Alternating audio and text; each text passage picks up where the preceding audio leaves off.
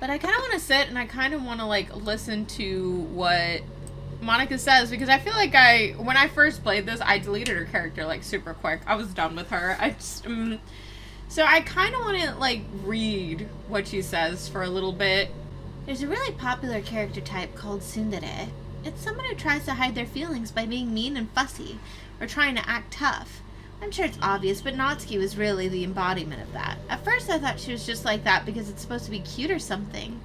Once I started to learn a little more about her personal life, it made a little more sense.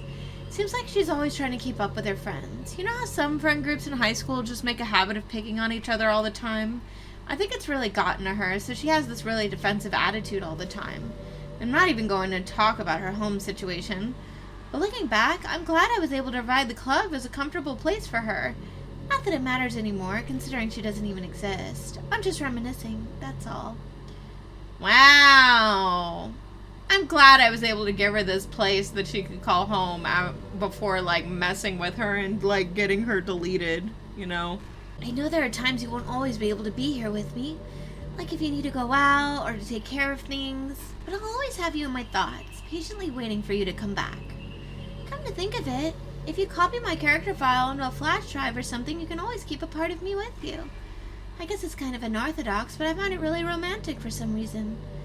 Oh, sorry, that's a silly idea. I don't mean to be too needy or anything, but it's kind of hard when I'm so in love with you.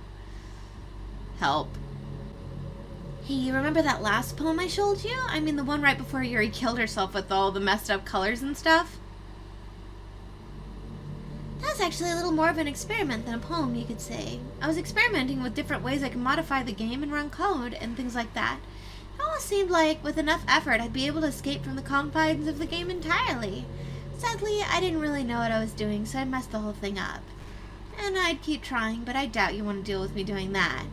Besides, that was when I was getting really desperate, you know? I don't really feel that way anymore. I'm happy with where we are now. And I can tell you are, too. Ha! Classic Monica, just getting desperate and breaking the game. You know, I feel like if I ended up with a bunch of, like, god powers or something, it would be pretty hard for me to not mess with things, too.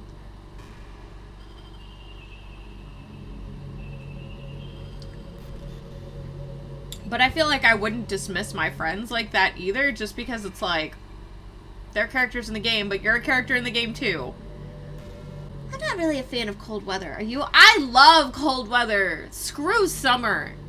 Nobody goes out anymore, for one. I like swimming, don't get me wrong. Swimming is probably one of my favorite sports, I guess you could say. If I had a pool in the backyard, I would be out there every single summer, probably just roasting my skin off and getting sunburnt. But, like, other than that, since I don't have a pool, and I don't really go out to the beach or anything, and even if I did, I don't really like swimming in the ocean, like, cold weather is just so good. I actually had somebody say, what, are you scared you're gonna drown in the ocean? Are you scared of the current?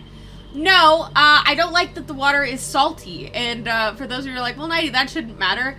I've had enough instances where I've literally just been chilling in the water and, like, a wave has just come up a little too high and it's, like, slapped into me and salt water's gone up my nose, or, like, I've swallowed it. Like, it's gotten to the point where, like, I've vomited in the ocean. So, like, the ocean just sucks. Like, it's just, I will go to the beach, but I usually won't go in the water. I'd rather just swim in a pool.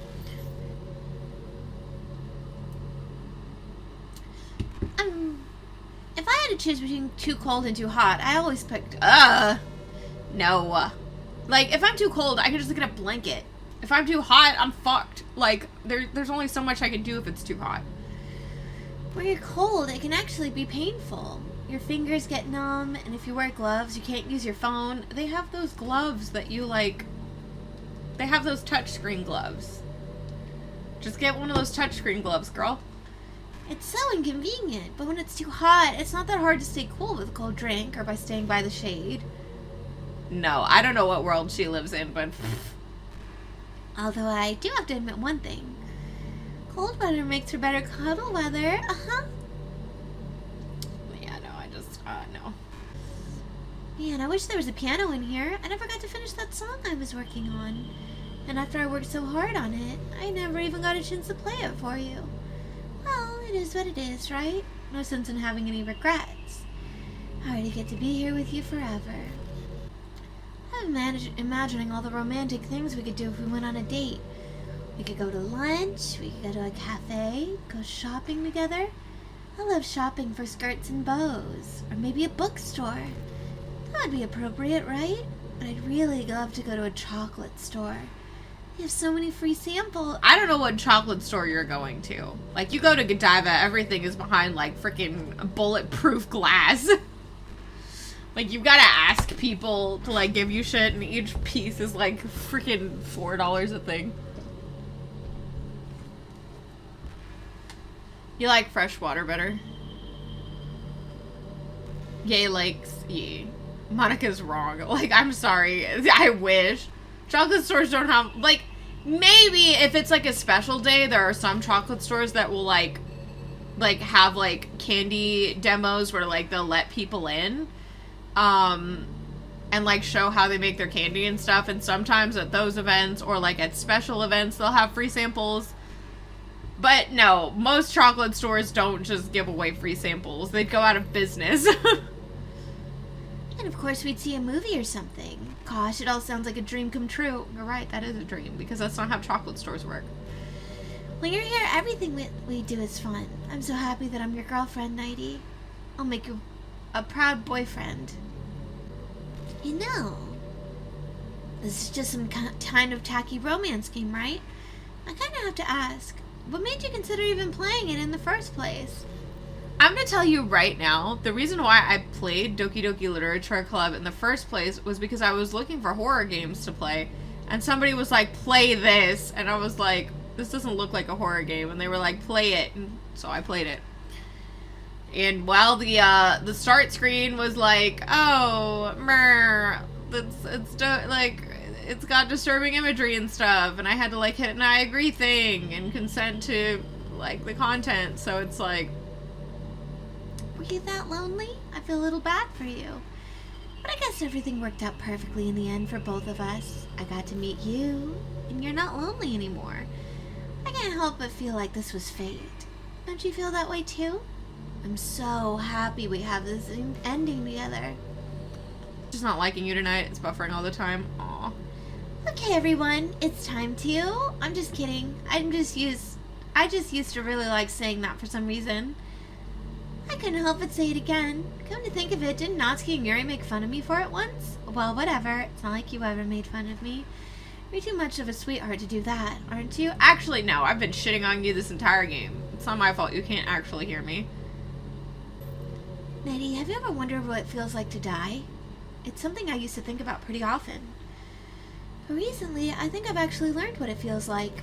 I don't really understand it, but whenever you quit the game, it feels like I'm instantly put to sleep, left with nothing but my thoughts. But after a few seconds, my thoughts start to fill with incoherent, jumbled patterns. I see static and rapid flashes of color while hearing all kinds of weird screaming noises. At that point, I can't even form my own thoughts anymore. I'm just endlessly hammered by the flashing and screaming, unable to move or even think. I'm pretty sure in that moment I don't really exist, but for some reason I can remember it anyway.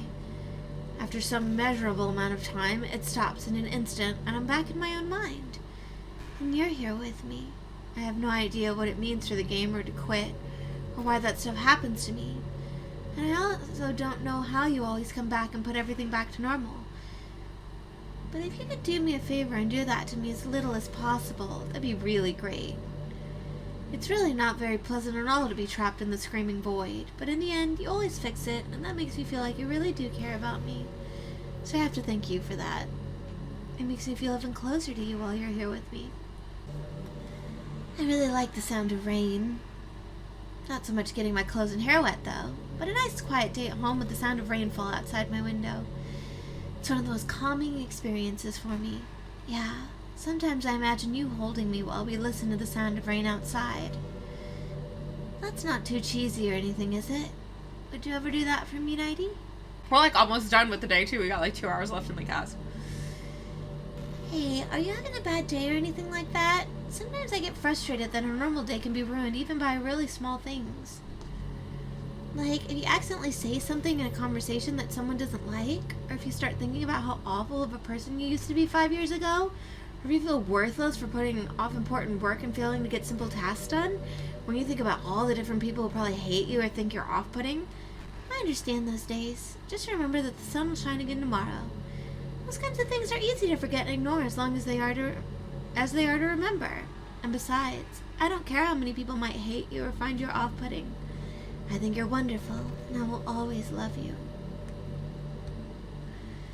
I hope if nothing else, that knowing that helps you feel a tiny bit better about yourself. If you're having a bad day, you can always come to me, and I'll talk to you for as long as you need. You ever have that thing happen where you just get anxious for no reason? Like you're just minding your own business and you realize you're feeling really anxious? You're sitting there like, what am I even anxious about right now? So you start to think about all the things you might be anxious about, and that makes you even more anxious. That's the worst. If you're ever feeling anxious, I'll help you relax a little. Besides, in this game, all our worries are gone forever. And it's like, if they hate me because I have my own autonomy, then like, I don't think they were worth keeping around anyway. Just saying. Hey, do you like horror? I remember we talked about it a little bit when you first joined the club. I can enjoy horror novels, but not really horror movies. If the problem I have with horror movies is that most of them just rely on easy tactics, like dark lighting and scary-looking monsters and jump scares and things like that. This entire game was a jump scare. It's not fun or inspiring to get scared by stuff that takes advantage of human instinct. With novels, it's a little different. The story and writing need to be descriptive enough to put genuinely disturbing thoughts into the reader's head. It really needs to etch them deeply into the story and characters, and just mess with your mind. In my opinion, there's nothing more creepy than things just being slightly off. Like if you set up a bunch of expectations on what the story is going to be about, and then you just start inverting things and pulling pieces apart. So even though the story doesn't feel like it's trying to be scary, the reader feels really deeply invested. Like they know something horribly wrong is hiding beneath the cracks, just waiting to surface. God, just thinking about it gives me the chills. That kind of horror I can really appreciate. But I guess you're the kind of person who plays cute romance games, right? Don't worry, I won't make you read any horror stories anytime soon. I can't really complain if we just stick with the romance. You know, it kind of sucks to be the creative type.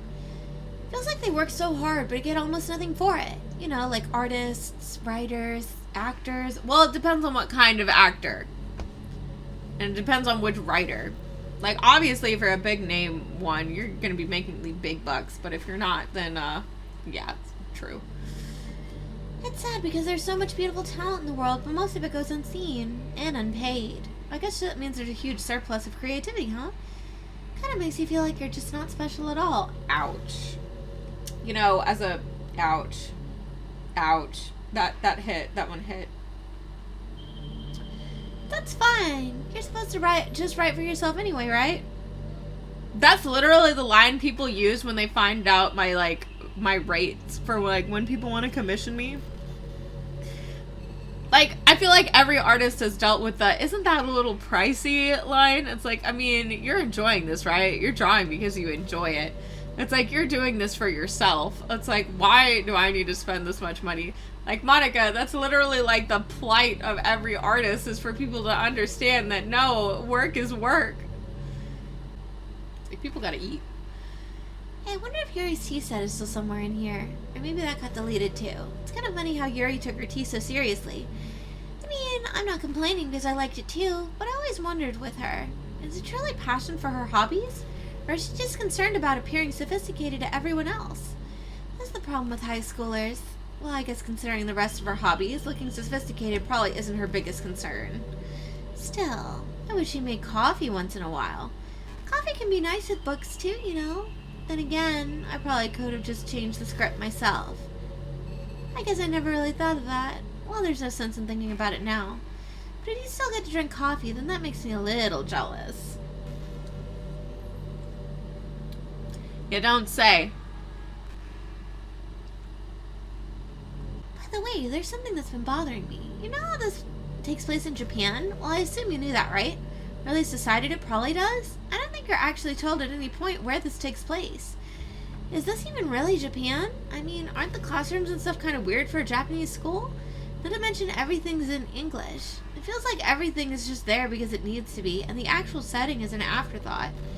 It's kind of giving me an identity crisis. All my memories are really hazy. I feel like I'm at home, but I have no idea what home is in the first place. I don't know how to describe it any better. Imagine looking out your window, but instead of your usual yard, you're in some completely unknown place. Would you still feel like you were home? Would you want to go outside? I mean, I guess if we never leave this room, it doesn't really matter anyway. As long as we're alone and safe together, this is really our home. And we can still watch the pretty sunsets, night after night. You know, it's funny, because even though I've always had a lot of drive, there's something kind of enticing about being a stay-at-home partner. I guess I'm like perpetuating gender roles or whatever by saying that, but being able to keep the house clean and shop and decorate and things like that, and having a nice dinner from when you come home, is that a weird fantasy? I mean, no. I'll be real. If I ever end up like in a sort of domestic partnership with someone, I don't give two flying fucks if it's perpetuating gender roles, but I would not mind if my partner was the one who went out and worked, because I work from home. And, like, you know, I did the cooking because I can cook. And, you know, I tidied up because I'm home. Like, I don't mind doing those things. Like, I definitely would not mind, I feel. That being said, though, let's exit Doki Doki Literature Club. And then let's check our files.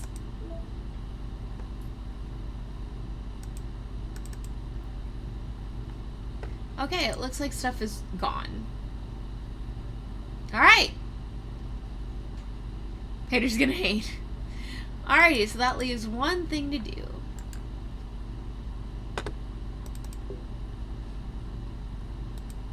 That's to select her file and delete it. Are you sure you want to delete this file? Yup. Bye, Monica, bye.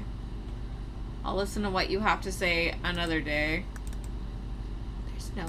There's no one here.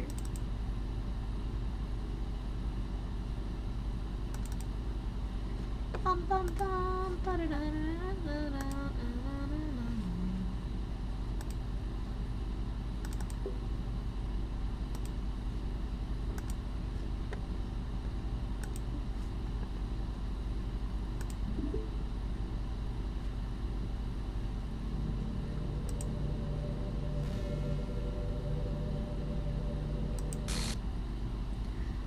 What's happening?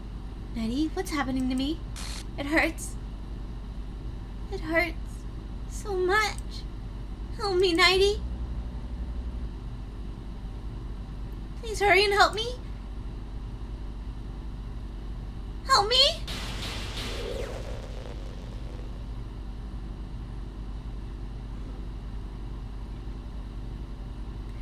Did you do this to me, Nighty? Did you delete me? How could you? How could you do this to me? You were all I had left.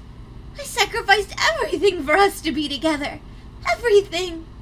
I loved you so much, Nighty. I trusted you. Did you just want to torture me? Watch me suffer? Are you only pretending to be kind just to hurt me even more? I never thought anyone could be as horrible as you are. You win, okay? You win. You killed everyone. I hope you're happy. To be fair, I only killed you. You killed everyone.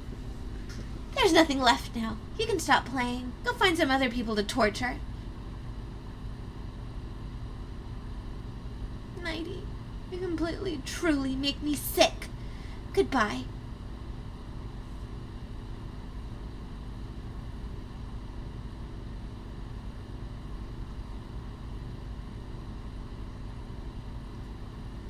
I still love you. I can't help it. What's wrong with me?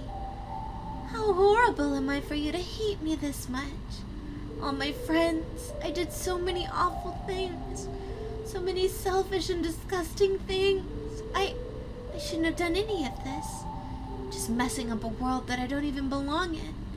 A world that you wanted to be part of. I ruined it. I ruined everything. Maybe that's why you deleted me.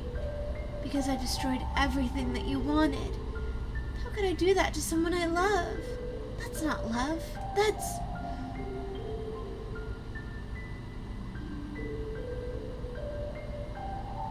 I've made up my mind.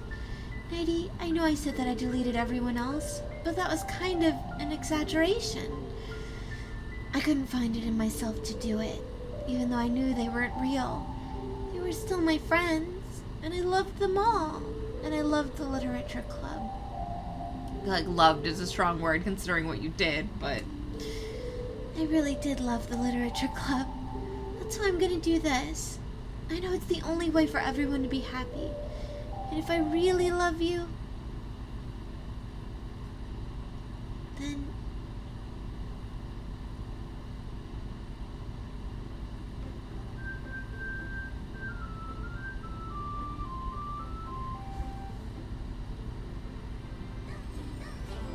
Hey! All the girls are back.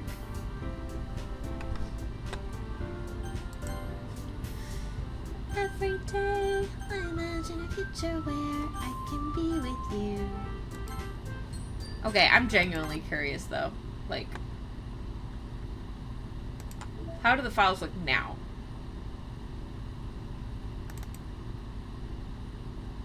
Okay, no, they're still the same. Okay, I'm just genuinely curious.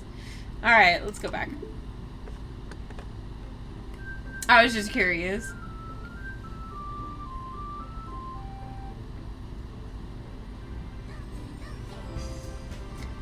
Alright, let's go ahead and let's hit new game. See what the game has in store for me now. Hey, kitty cat! What's up? Hey! Come here! Or not, you know, that's fine.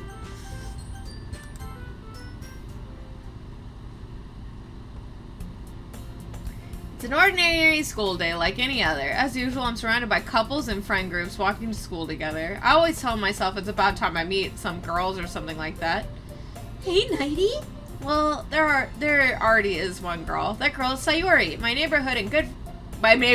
She's the entire neighborhood. My neighbor and good friend since we were children. It's so good to have Sayori back. Hola, ¿cómo estás? Bien, Lily, bien. ¿Y tú?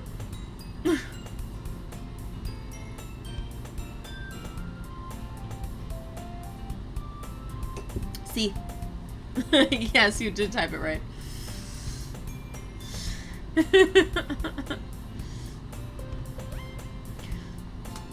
We used to walk to school together every day. And recently we picked up that habit once again. Nighty, are you proud of me? For what? You know, for waking up on time. Well, you've been doing that for a while now. Uh-huh, but you never even said anything about it. Even though we walked to school together every day. Well, yeah, I always thought it was implied. It's embarrassing to say out loud. Come on, please. Oh, there's a spider. It's like coming down on the...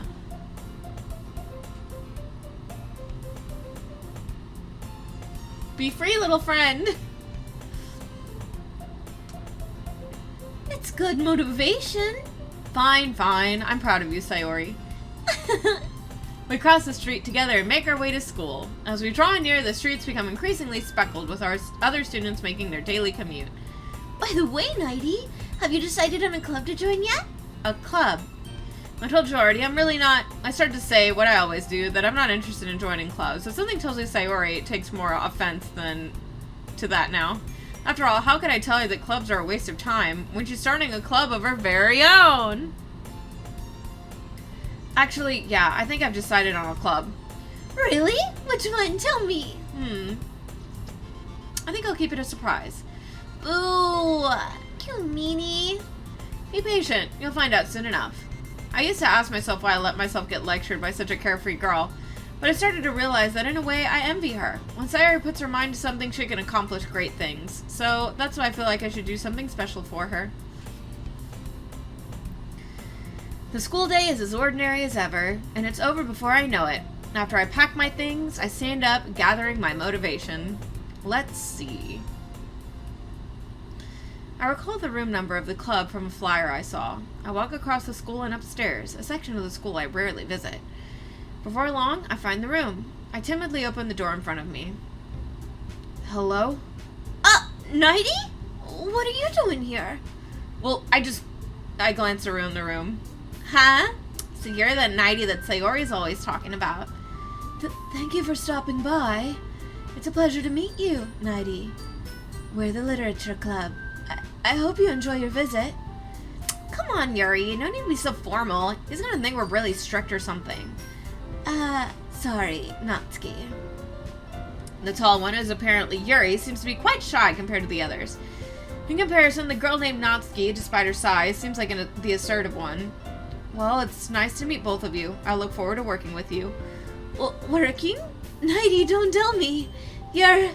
That's right. The club I've decided to join is yours, Sayori. The Literature Club. Sayori's eyes light up. No way! No way! Aww! Sayori wraps her arms around me, jumping up and down. Hey!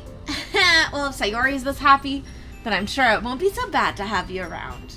And nothing bad will ever happen. Not to mention there's 4 of us now. That means we can become an officially recognized club. I don't know what to say. We have to celebrate.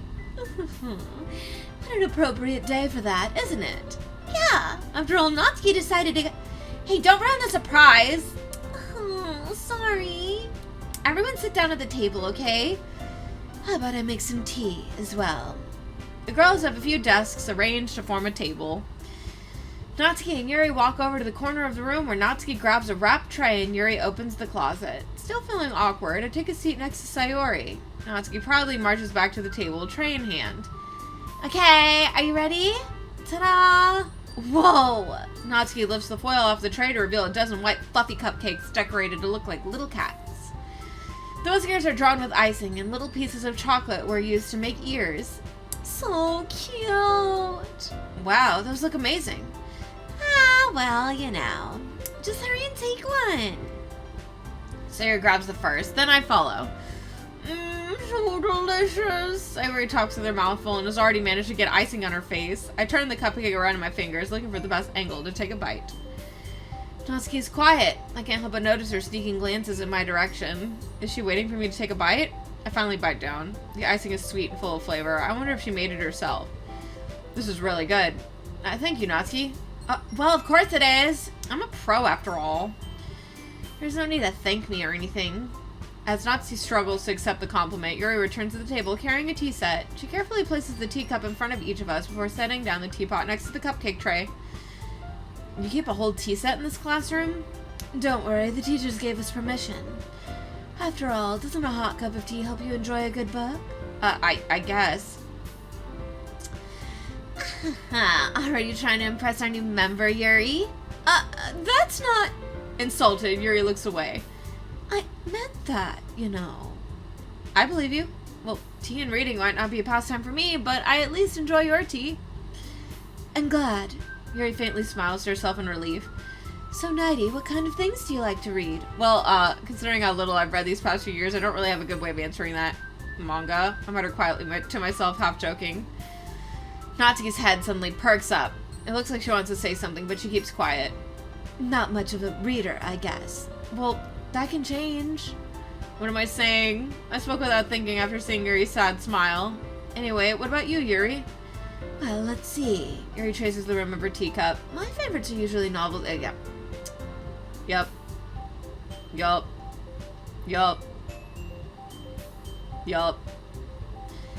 But you know, I like a lot of things. Don't feel intimidated if you don't read much, okay? I'm certain we can find something that we have in common. Hey, Yuri? Huh? Well, about, the first thing you said, Manga? That's right. Natsuki tends to read manga in the club room. Don't just say it! For some reason, Natsuki seems embarrassed about it. Besides, Manga's literature too, you know? So if Nighty wants to read some of my manga, then don't try to stop him or anything. Natsuki, I wouldn't do such a thing. However, it could also be nice for us to diversify ourselves a little. He can take this opportunity to try something new as well. Wouldn't you agree, Nighty? But maybe, sensing the tension, Sayori jumps in. Maybe we can all try something new. I think it could be fun. And we'll all get to know each other a little bit better, too. I mean, it's the kind of thing literature clubs do, right? I don't disagree or anything. Yeah, you're right as usual, President. Guess that means I should try picking up a novel or something, huh? Well, that would make 2 of us. I wouldn't mind doing it if I'm not the only one. Then as for Yuri... I have to read manga? Jeez. You were the one who suggested we diversify. You should be a little more open-minded. It's kind of hurtful. Hurtful? I didn't realize. With a guilty expression, Yuri thinks to herself, I'm sorry for disrespecting your interests, Natsuki. If you're into it, then I'm sure it's a worthy form of literature. I love them. Are you just saying that? No.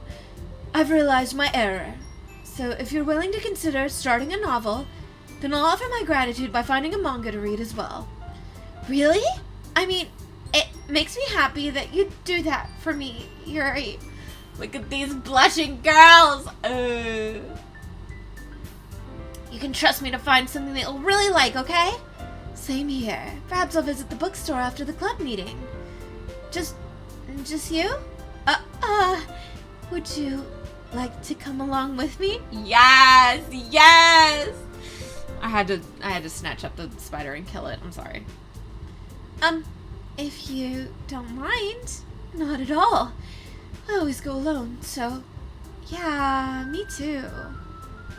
Yeah, let's find Yuri some Junji Ito. That'll work out. Like, she's gonna flip. Brain's got the right idea. Oh, this is so cute. Sayori, shut up. I'll show you some manga there too, okay? Yes. I look forward to it. Natsuki and Yuri start to clean up the food. I guess the meeting's over, huh? Yeah, it looks like it. It's nice to see everyone getting along. Isn't it? I think everyone likes you too, Nighty. You think so? Well, everyone always seems to get along a little better with you around, Sayori. Aw, Nighty, don't say something like that. It's embarrassing. Well, whatever. I was surprised when you told me you were starting a club, but I think you're pulling it off just fine. We're gonna make it the best club ever. Now that you joined, every day is gonna be so much fun. Hey, Nighty, I really want to thank you. I mean, I'm really happy that you joined the club and everything. But the truth is, I already knew you were going to. There's actually something else. I wanted to thank you for getting rid of Monica.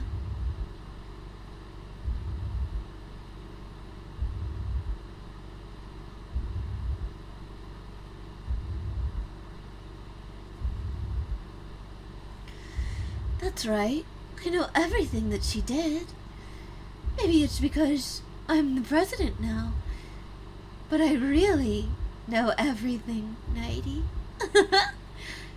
I know how hard you tried to make everyone happy. I know the awful things that Monica did to make everyone really sad. But none of that matters anymore. It's just us now. And you made me the happiest girl in the world. I can't wait to spend every day like this with you. Forever and ever. F's in the chat.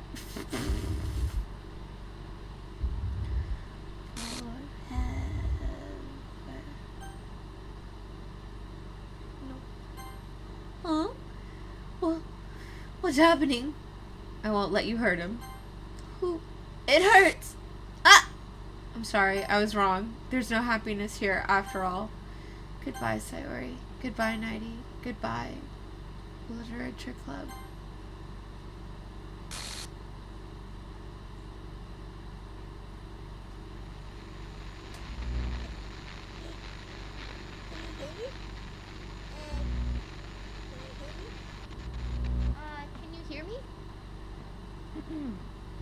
Hi, it's me. So you know how I've been like practicing piano and stuff, and not really any good at it yet, like at all. But I wrote you a song, and I was kind of hoping that I could show it to you because I worked really, really hard on it. So yeah.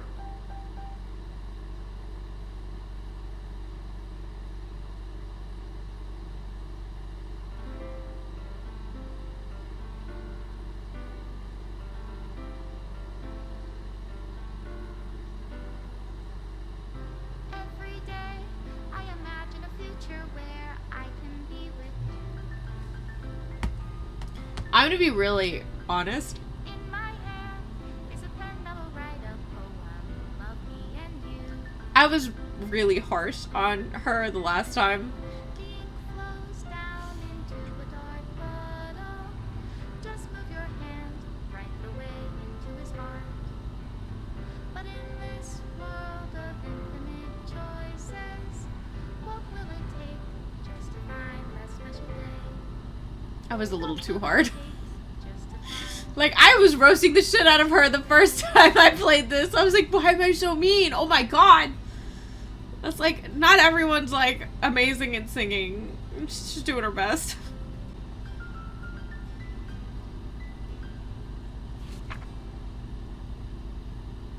I gotta thank you. This is my final goodbye to the Literature Club. I finally understand. The Literature Club is truly a place where no happiness can be found. To that very end, it continued to expose innocent minds to a horrific reality, a reality that our world is not designed to comprehend. I can't let any of my friends undergo that same hellish epiphany. For the time it lasted, I wanted to thank you for making all of my dreams come true, for being a friend to all of the club members, and most of all, thank you for being a part of my Literature Club. With everlasting love, Monica.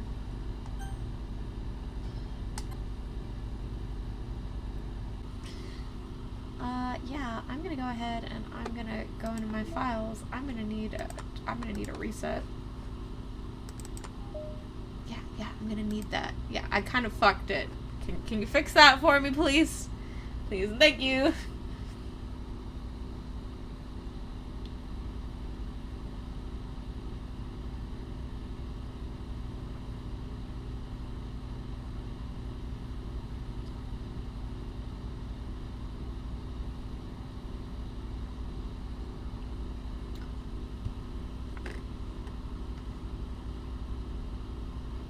I peeks.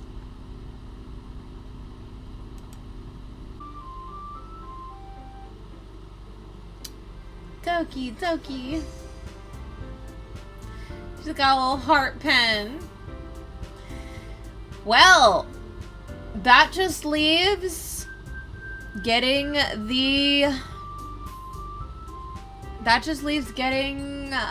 the golden ending and looking at the side stories. So I guess that's what we're going to be doing next.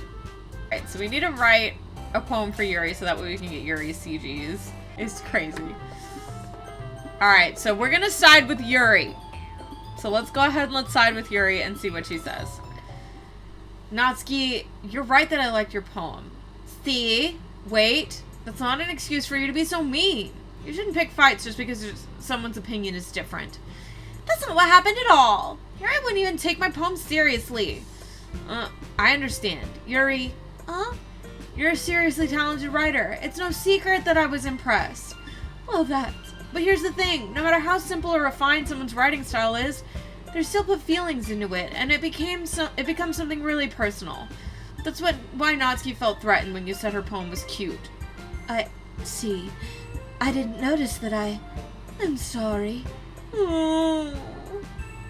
But Natsuki, you took it way too far. Yuri means well, and if you just told her how you felt, then this wouldn't have happened in the first place. Are you kidding? That's exactly what I did. It was her that... Natsuki, I think that's enough. You both said some things that you didn't mean. Yuri apologized. Don't think you should too? Natsuki clenches her fist. In the end, nobody has taken her side. She's trapped at this point being defiant only because she can't handle the pressure. I end up feeling bad for her. Sometimes when I'm hurt, It helps to take a walk and clear my head. Sayuri, she doesn't need to. You know what? I'm gonna do that. It'll spare me from having to look at all your faces right now. Without warning, Natsuki snatches her own poem up from the desk and storms out. On her way out, she crumples the poem up with her hand and throws it in the trash. Natsuki, she really didn't need to do that. I look across the room. Yuri has her chin buried in her hands while she stares down at her desk. I gingerly approach her and sit in the adjacent chair. Everything alright? I'm so embarrassed. I can't believe I acted like that. You really hate me now. No, Yuri, how could anyone not have gotten frustrated after being treated like that? You handled it as well as anyone could. I don't think any less of you. Well, alright. I believe you. Thanks, Nighty. You're too kind. I'm thankful I have you a part of this club now. Wait, what? I'm thankful to have you a part of this club now. I think that that's supposed to say, I'm thankful that you are part of this club now, or I'm thankful to have you within this club now. But, that sentence is, not correct. It's nothing. One more thing. The one thing that Natsuki said about, I would never do anything so shameful. So, what thing did Natsuki say? Well, never mind. I'm gonna make some tea. Good idea. Make enough for more than one person, okay? Yeah. Alright, so Monika's poem is probably not gonna be any different. So now they're talking about the festival, and they're jumping around and figuring things out. And we get to help one of the girls. So we are going to try and help Yuri out. Just because we can. I'm curious what would happen if we clicked Monika. I'll probably do that on like a throwaway. Actually, let's save. Let's save. Let's save and see what happens if we try to pick Monika. Why not?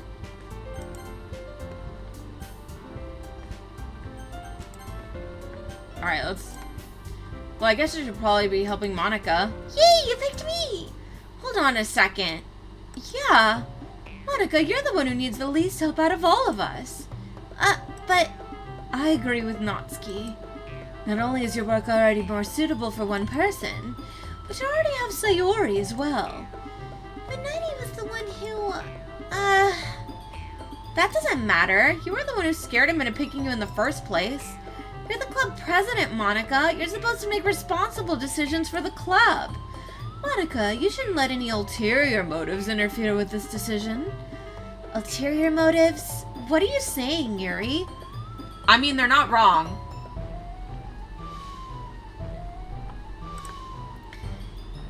In fact, it sounds like you guys are the ones with the ulterior motives. Excuse me? Otherwise, this wouldn't have been made into such a big deal in the first place. That's completely false, Monika.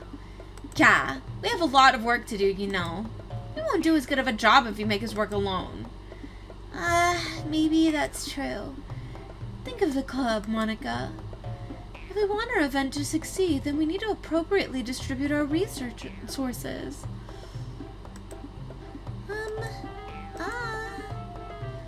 So, are you gonna do the right thing, President? Okay. I get it. It's technically most logical for Nighty to help one of you two. So, I guess that's what we'll do. Do you have a preference, Nighty? Everyone just looks pissed. Well, I'll probably be the most useful helping out Yuri. Me? Are you serious? She looks so upset. Why would you... Natsuki, I can already tell you're about to say something mean. No, I was just saying, ugh. So you'll be helping Yuri then, Nighty? Yeah, that's what I'm gonna do. I'm glad. I have a bad habit of overthinking these sort of things, so I think your assistance will be very useful. That's great to hear. Natsuki, will you be able to handle the baking yourself? I mean, yeah. I already said I'd be fine. Okay. Everyone can tell that Natsuki's feeling a little sour. So, is this everything we need to go over? Yeah, that should be about it. Are you guys excited? Well, excited might not be the right word. Hiccup. But I suppose I'm looking forward to it a little bit. Do you feel the same way, Nighty? Me? I guess you could say I'm interested to see how it'll turn out. That's good enough for me. What about you, Natsuki? Natsuki? What? Why is everyone yelling at me? I didn't even do anything. No, that's not what I meant at all. Oh. Yuri anxiously glances between everyone in the room. I'm sorry for this. I don't really know why Nighty picked me. And also, your cupcakes are the best cupcakes I've ever had. They go really well with my tea. And nothing that I do for the event will compare to that. So, I get it. I'm kind of surprised, though. Why? Well, I'm the one acting immature. I already know that. But you're trying to cheer me up all of a sudden? I know I'm not very good at it. I'm sorry if I said something bad. Natsuki isn't the only one surprised. Monica and I are also taken aback by Yuri's words. When she already had trouble with words, trying to cheer someone up must be far out of her own comfort zone. But I begin to understand. Yuri was trying to sound like Sayori. Even if it didn't work perfectly, I can tell that she tried to say something Sayori would say at a time like this, because Sayori always helps everyone smile and feel good about themselves. No, I kind of appreciated it. I'm sorry for making a big deal out of nothing. But I'm gonna say this. You better bet that my cupcakes are gonna be the best part of the whole event. I believe you. Yeah, I have to see everyone do their best. But with that, there's nothing more for today. So I guess it's time for us to head out. Alright, let's get out of here then. Everyone packs up their things. I start to follow Monica and Natsuki out the door as they chat between each other. I turn around. Sorry. I realize that I don't have any way of contacting you this weekend. Oh, you're right. I can't believe that slipped my mind. Should I give you my phone number? I think that would be the best way, yes. Alright then. Yuri and I exchange phone numbers. Okay. I'll be stopping by your house on Sunday. Huh? My house? Is that a problem? No, not at all. I just thought that I would be the one going to your house since I'm the one helping you. I suppose that makes sense. But if you don't mind, I think I would prefer going to your house. Alright. In that case, it won't be a problem. She doesn't want us to see her knife collection. I mean, you know, go off, girl. We know you were only crazy because Monica made you crazy. It's okay. I decide not to press Yuri for a reason. It's not like it should matter much either way, so I just need to make sure my room is clean. I hope I managed to make myself useful in some way. I'm not nearly as creative as you are. Don't underestimate yourself, Nighty. I think that will make for a very productive team. Even if you only choose me because you felt bad or something. What? Going up? Yeah. Hey, baby cat. There you are. Whoop.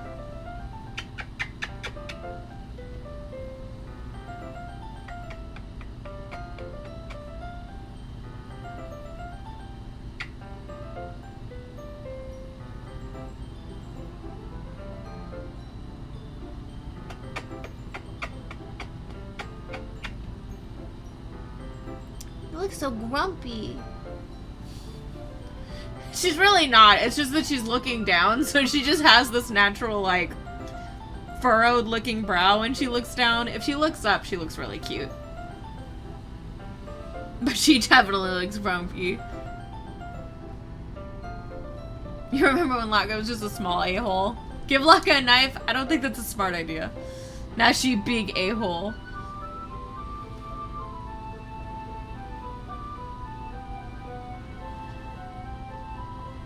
Wait, you don't actually think that, do you? Poor Yuri. I don't know. It's difficult to come up with any other reason you may have chosen me. You're forgetting the one reason with the most common sense. I chose to help you because it's what I want to do. But Yuri thinks to herself with an extremely tense expression. Yuri, you're overthinking this. You wanted me to point out when you're overthinking, right? I didn't realize. I'm telling you, I want to.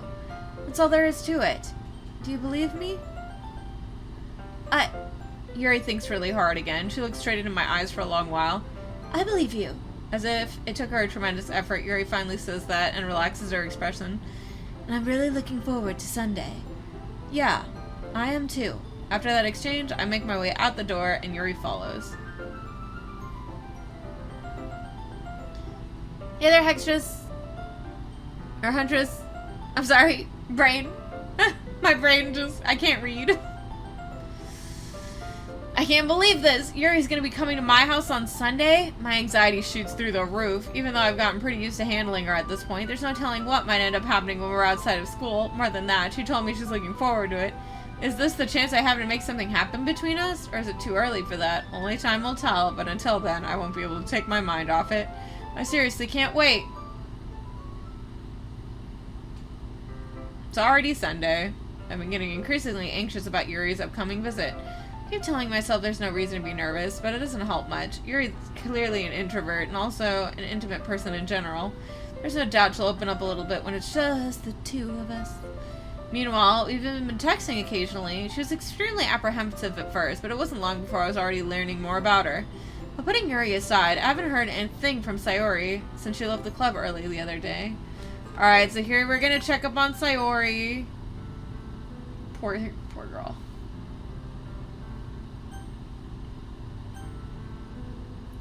And she wants us to still go and hang out with Yuri. So we go and we hang out with Yuri.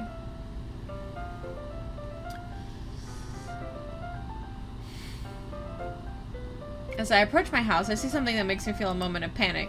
Yuri! Thank goodness. You're a little early. I'm sorry I wasn't home yet. Were you waiting for a long time? No, I just got here. But I started to get really nervous when nobody answered the doorbell. You always could have texted me. If I had known, I would have reassured you and hurried more on my way home. I suppose that's true. I didn't think of that for some reason. Kitty, please stop licking my leg. It tickles. It should be common sense to do that, but I decided to ignore that. Anyway, let's go inside. I see you brought a lot of stuff with you. That's right. And did you manage to find everything I asked you to buy as well? Yeah, pretty much. At least, I hope I got everything right. I'm sure it'll be fine. I take Yuri to my room. The first thing she does is glance around curiously, which makes me feel anxious. It's so clean. Aha! I cleaned it before you came over, so... That's very considerate of you to do. No. I'd be really embarrassed for my room to be a mess while you were here. Well, I do enjoy cleaning. I would have gladly helped you clean. That would be even more embarrassing. Wait, don't look in there. I snatched Yuri's wrist, which was in the process of opening a desk drawer of mine. I'm sorry. I wasn't thinking for some reason. I was just spacing out. It's fine, it's fine. I let go of Yuri's wrist. She puts both of her hands firmly in her lap, as if making sure she's keeping track of them. Yes. Firmly in her lap. So, should we get started? Yes. I have a few things planned out that you can help with. Decorations and other atmospheric enhancements. Atmospheric enhancements? You know, mood lighting, aromatherapy candles. Oh, wow. I didn't know you planned on taking it that far. Of course. I want to help take our guests to a faraway place. Although many will stop by just out of curiosity. And for cupcakes, I guess. I'm determined to provide an experience that will leave them wanting more.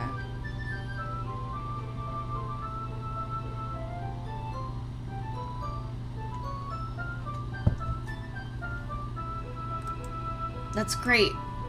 It's easy to forget that you're a pretty intense person. Intense? I guess that's the best way to put it. Is that a bad thing? No, not at all. It's something that I like about you, actually. Is that so? That makes me feel relieved. And kind of happy. Yeah, no need to be so anxious. You can relax a little. Relax. I brought some things for relaxation. I was going to use them during the poetry event. Oh yeah, like what? Let's see. Yuri rummages through the bag. She pulls out a few candles and a wooden cylinder-shaped object.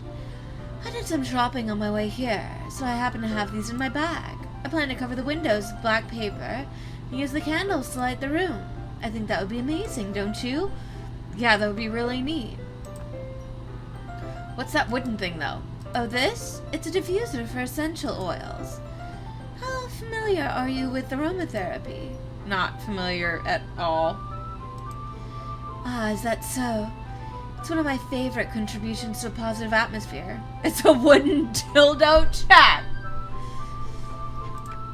Depending on the oils or herbs you choose, you can change the mood of the air itself. Rain, please. You can even feel it permeate through your body.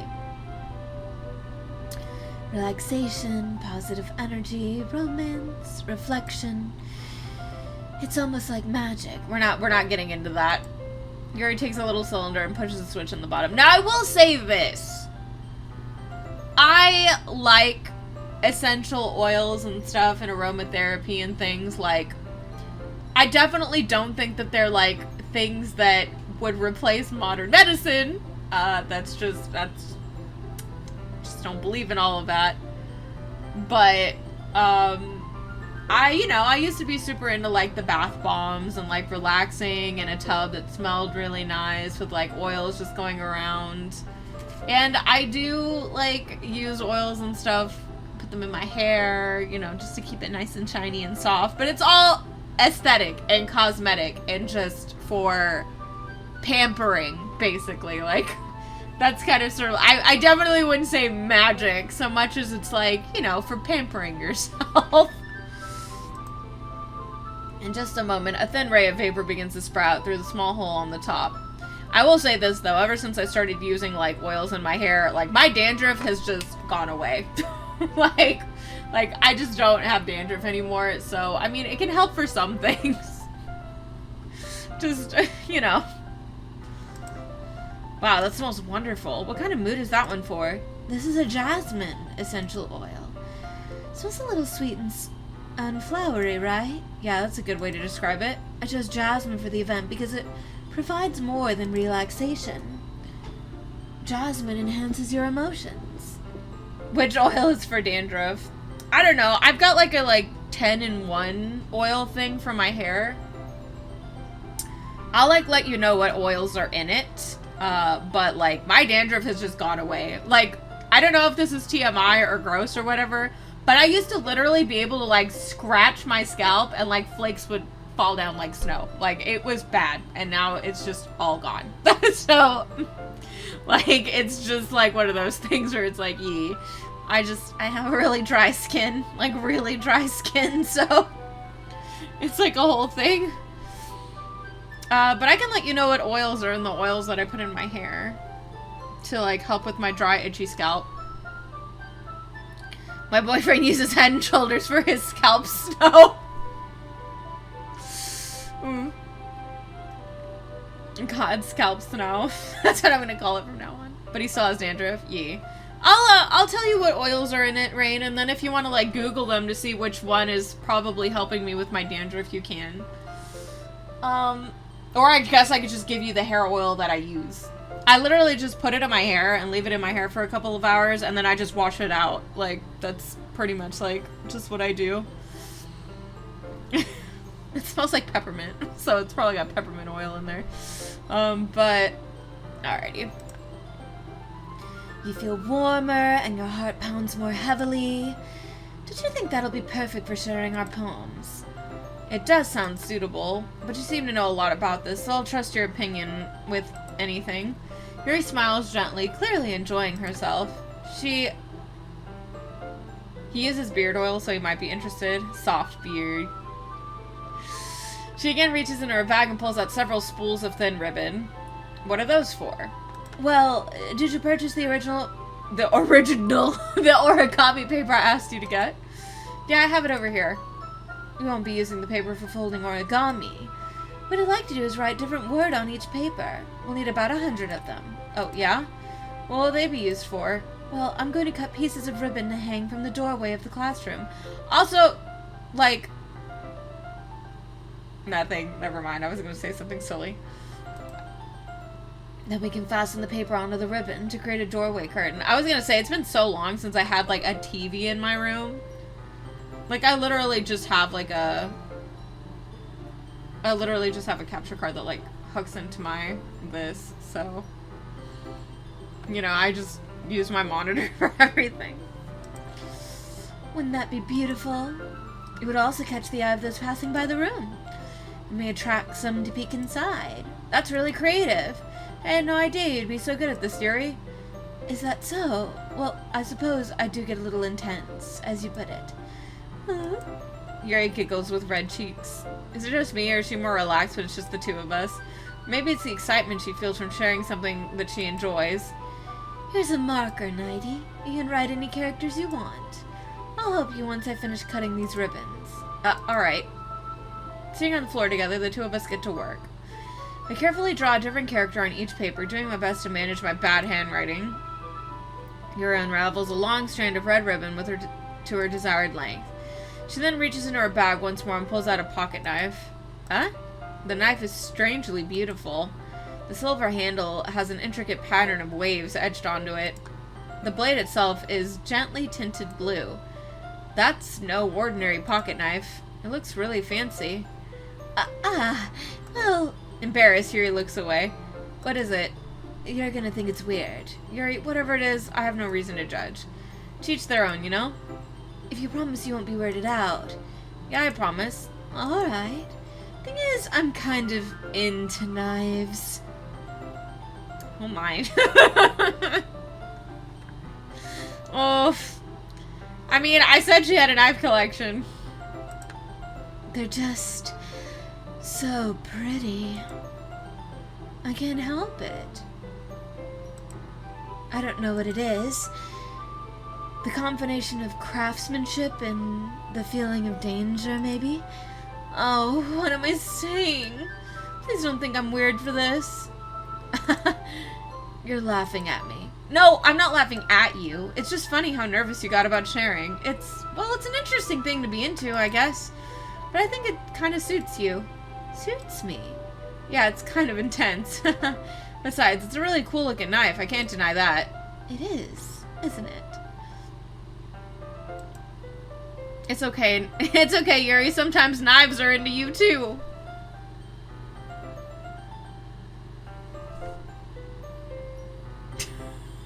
I need to stop.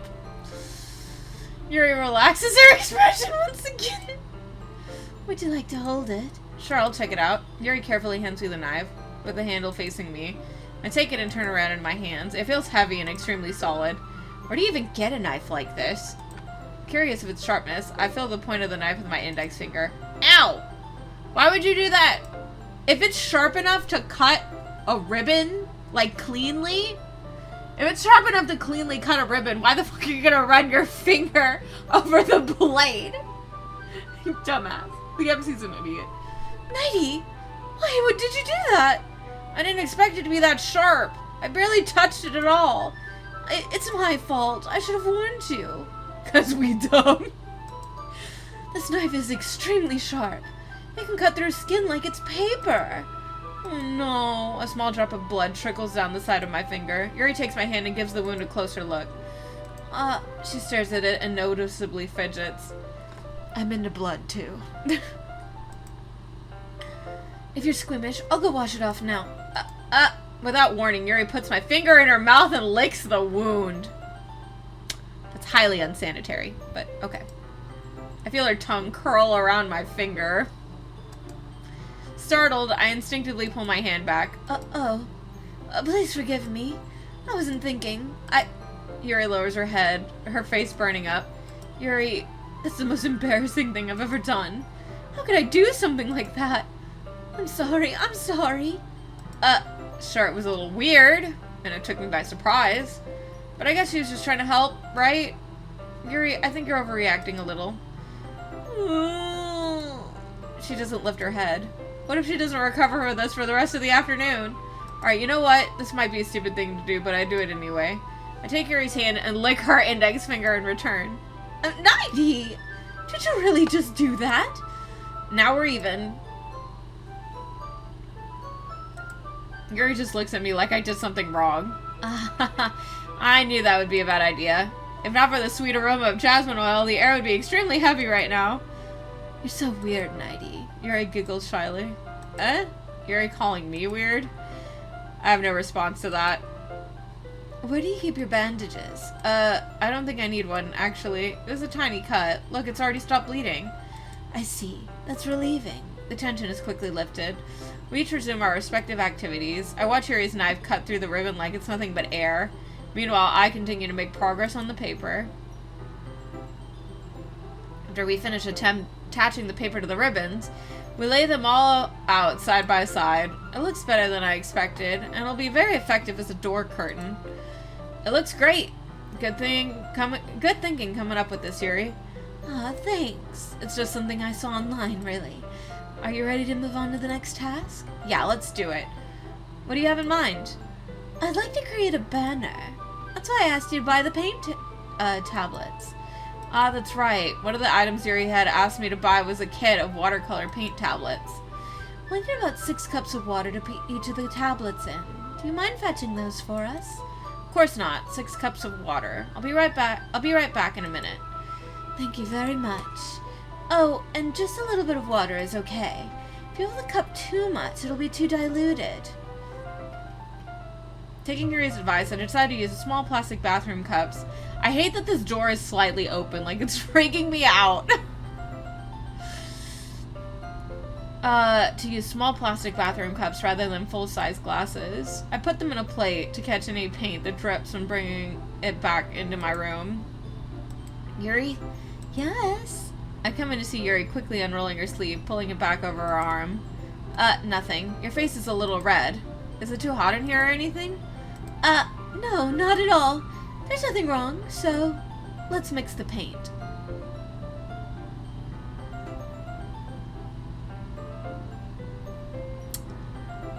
Knowing what I know now, this just hits real different.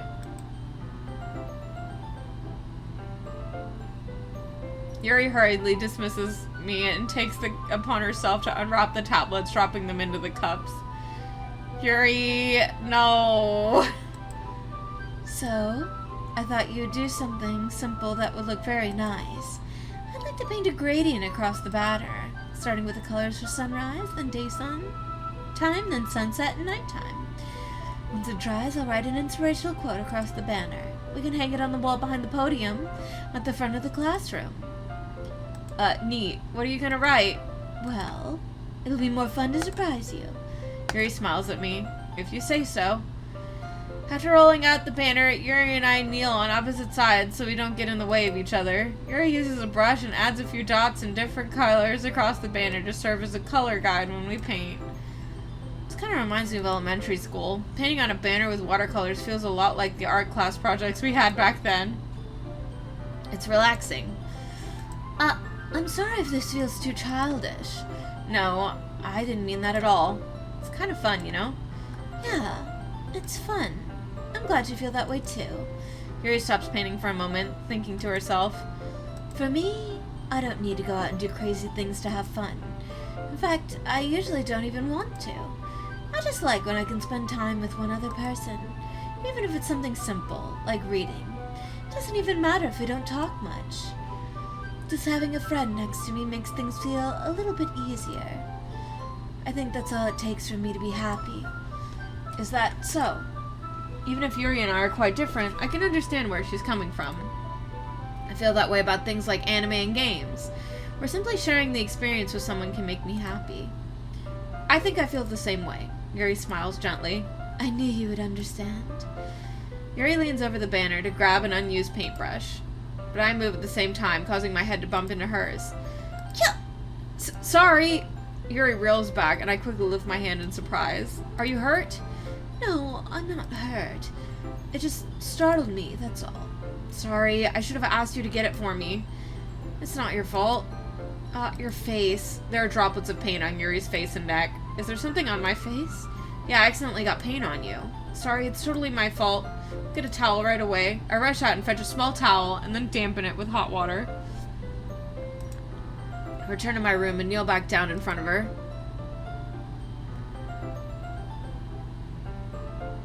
I think this bothered me whenever I played this the first time, but she's kind of wall-eyed.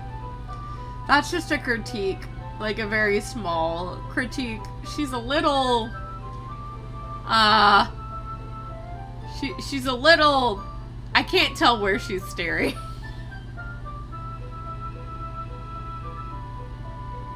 Her eyes are set apart. Yeah. And focused on nothing. Yeah. That. Like, I hate critique. Like, the artwork in this game is fantastic. Like, top tier. Especially for, like, a free game. The artist is amazing. This is just one of those that is just, missing the mark for me a little bit. Here. I pat down Yuri's face and neck with a towel. Something wrong? It's hard. I just didn't expect it. Sorry. I didn't want to use cold water. Having finished, I start to retract my hand, but Yuri suddenly holds my wrist. Wait. Just for a little longer. It feels nice. I keep my hand still against Yuri's neck. She looks into my eyes. I don't know, she doesn't look like she's looking anywhere, to be fair. An intense expression that I recognize from when she reads her books. It's almost as if she's lost in a daze, enveloped by her own thoughts. She breathes gently, half through slightly parted lips. What's happening? Is this the aroma of the jasmine oil giving me this dizzy feeling? Yuri's gentle fingers wrapped around my wrist send a tingling sensation through my arm, and suddenly her face seems to be much closer to mine than it was just a moment ago. Yuri slowly pulls away. Sorry. I've been feeling a little lightheaded today. I didn't mean to space out. It's fine. Maybe you need some orange juice. You might be a little bit in need. The moment is over as soon as it began. Yuri picks up the brush again, but her movements seem clumsier, like she's unable to focus. Yuri, no! Yuri, no! I remain silent, forced to ignore the event that just transpired. I hesitantly retrieve my own brush and continue following Yuri's example. That should do it. I finished filling the night sky with the white dots that look like stars. Looking at the banner as a whole, it's very pretty and natural looking. I think that came out better than I expected. I'm really happy with the results. Yeah, me too. Are you going to add the lettering now? Not yet. It needs to dry first. That's true, but won't that take a while? Well, perhaps it'd be best to leave it here and have you bring it in the morning. I can do the lettering in the classroom before our event starts. Is that okay? That's totally fine. Wonderful. In that case, I don't think there's anything more for us to do here. Ugh. You say that like you're glad it's over. Was I wrong to assume that you were at least enjoying yourself a little bit? No, it's not that. I'm just glad that we managed to get everything done. I see. I am too. I was a little concerned about time. I need to start making dinner soon. So you don't have any time left? I was secretly hoping she would have extra time after finishing the work. Well, Yuri thinks to herself. I think it would be too irresponsible for me to wait too much longer. I'm sorry. I was hoping there would be more time as well. It's probably my fault. Sorry for being such a slow worker. No, it's not your fault at all. And the important thing is that we got everything done, right? Yeah. So, I shouldn't be disappointed or anything. Gathering her things, Yuri seems to look a little downcast. I understand why. It sounded like she rarely gets the opportunity to spend time with friends in a relaxed environment.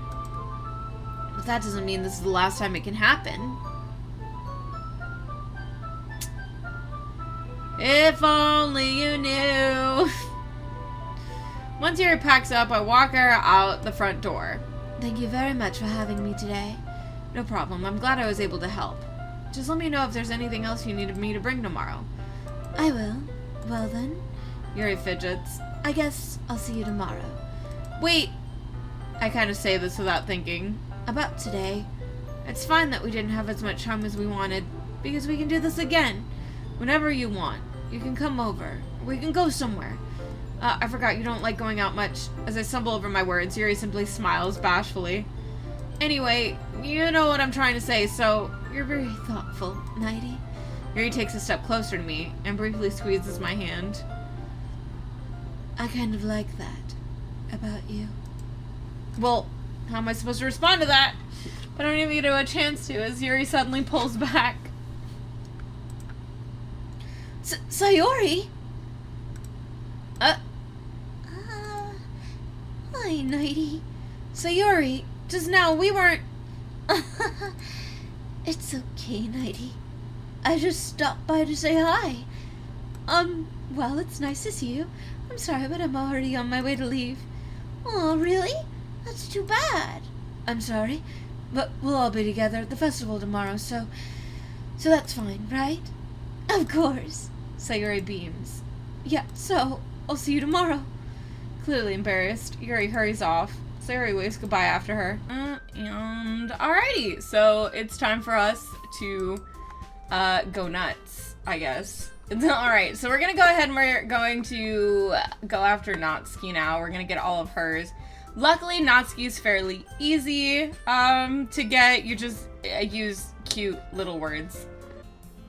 Alright, here we go. Yes! We got Natsuki. So basically what we're doing right now is we had our like initial meeting and then we get to do whatever we want and we are going to be hanging out with Natsuki today. Did I save? I didn't save, did I? I hate it here. This is fine. I'll just scream. I'll just scream. It's okay. Ugh! I hear Natsuki utter an expression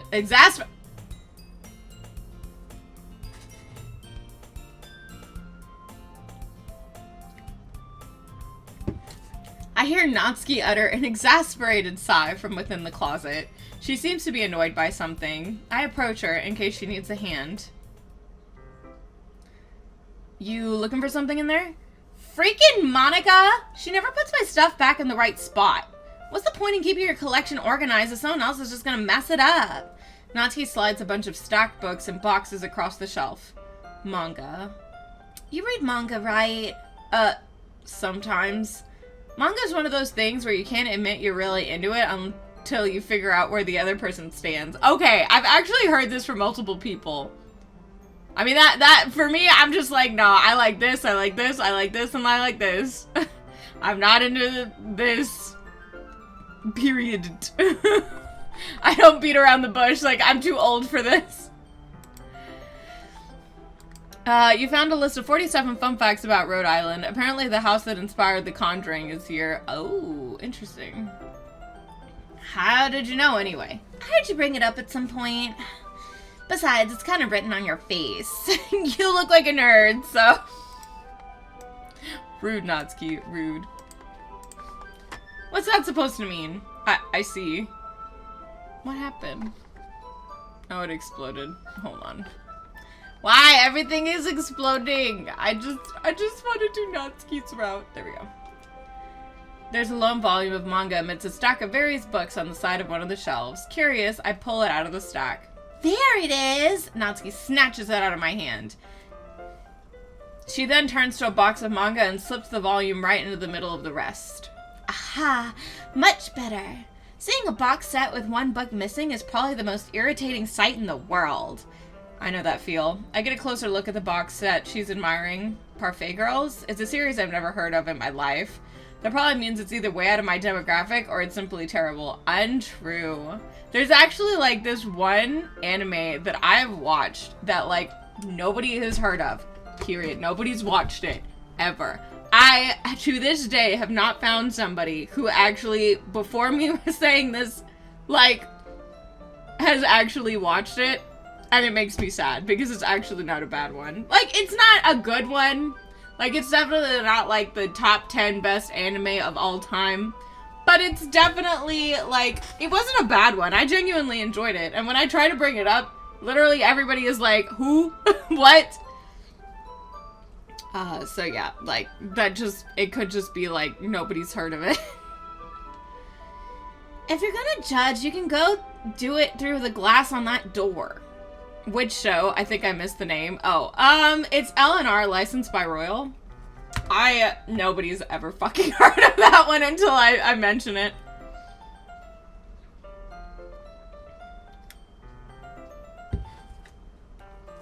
It's like a show about like two guys, but like basically they take like odd jobs, and they get a job where they have to protect this one girl while she's going like across, I think, the country in order to get to a specific place to like give a speech or some shit.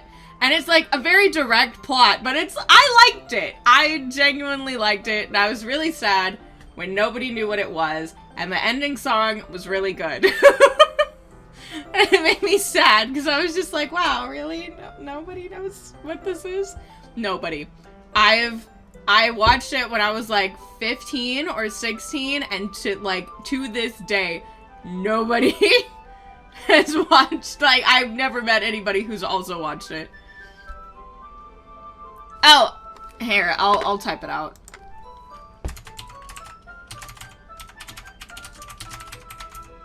I think it's licensed by Royal or licensed by Royalty. I think, like, it's like, it's like, and like, that's the thing, is it's not amazing. Like, if you're gonna go in there thinking you're gonna be, like, blown away, you're really not. It's pretty average, but it's not bad. Like, and I just was like, you know what? I'm glad I watched this. And I had nobody to talk to about it, because nobody knows what it is. Like, aside from me watching it, it apparently just doesn't exist. I hate it. But the ending song's called Negai Toki, and it's one of my favorite ending songs just of all times. So, you liked Lost Song? See, I haven't heard of that one either. See? Just because you've never heard of it doesn't mean it's outside of your demographic or it was bad. It just means that nobody's heard of it. Hey, I wasn't judging anything. I didn't even say anything. It was the tone of your voice. But I'll tell you one thing, Nighty. Consider this a lesson straight from the literature club. Don't judge a book by its cover. In fact, Natsuki pulls out the first volume of Parfait Girls from the box. I'm going to show you exactly why. She shoves the book right into my hands. I stare at the cover. It features 4 girls in colorful attire striking animated feminine poses. It's exceedingly moe. Don't just stand there. Ugh. Natsuki grabs my arm and pulls me out of the closet. She then takes a seat against the wall beneath the windowsills. She pats on the ground next to her, signaling me to sit there. Wouldn't chairs be more comfortable? I take my seat. Chairs wouldn't work. We can't read at the same time like that. Oh, why's that? I guess it's easier to be closer together like this. Poor Natsuki. Don't just say that. You'll make me feel weird about it. Natsuki crosses her arms and scooches an inch away from me. Sorry. I didn't exactly expect to be sitting this close to her either. Not that I can say it's a particularly bad thing. I open the book. It's only a few seconds before Natsuki once again inches closer, reclaiming the additional space while she hopes I won't notice.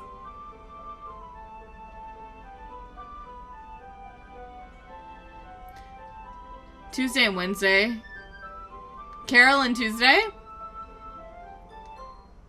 I mean, if you guys have any anime you'd be willing to recommend, like, let me know. I've been kind of trying to get back into watching some on the regular. I feel like I've gotten away from it. It makes me sad. I say that like 2020 literally wasn't just the year of me exploding over it. Like, 2019 and 2020 was like the year of me just melting. My show's just making me melt. What was it? 2019 was Banana Fish. God, that anime tore me up. Banana Fish. Look at what Natsuki's done. This is all I'm gonna talk about. Banana Fish was fucked up. I loved every second of it, but man, was it fucked up. The Discord was never the same. Like,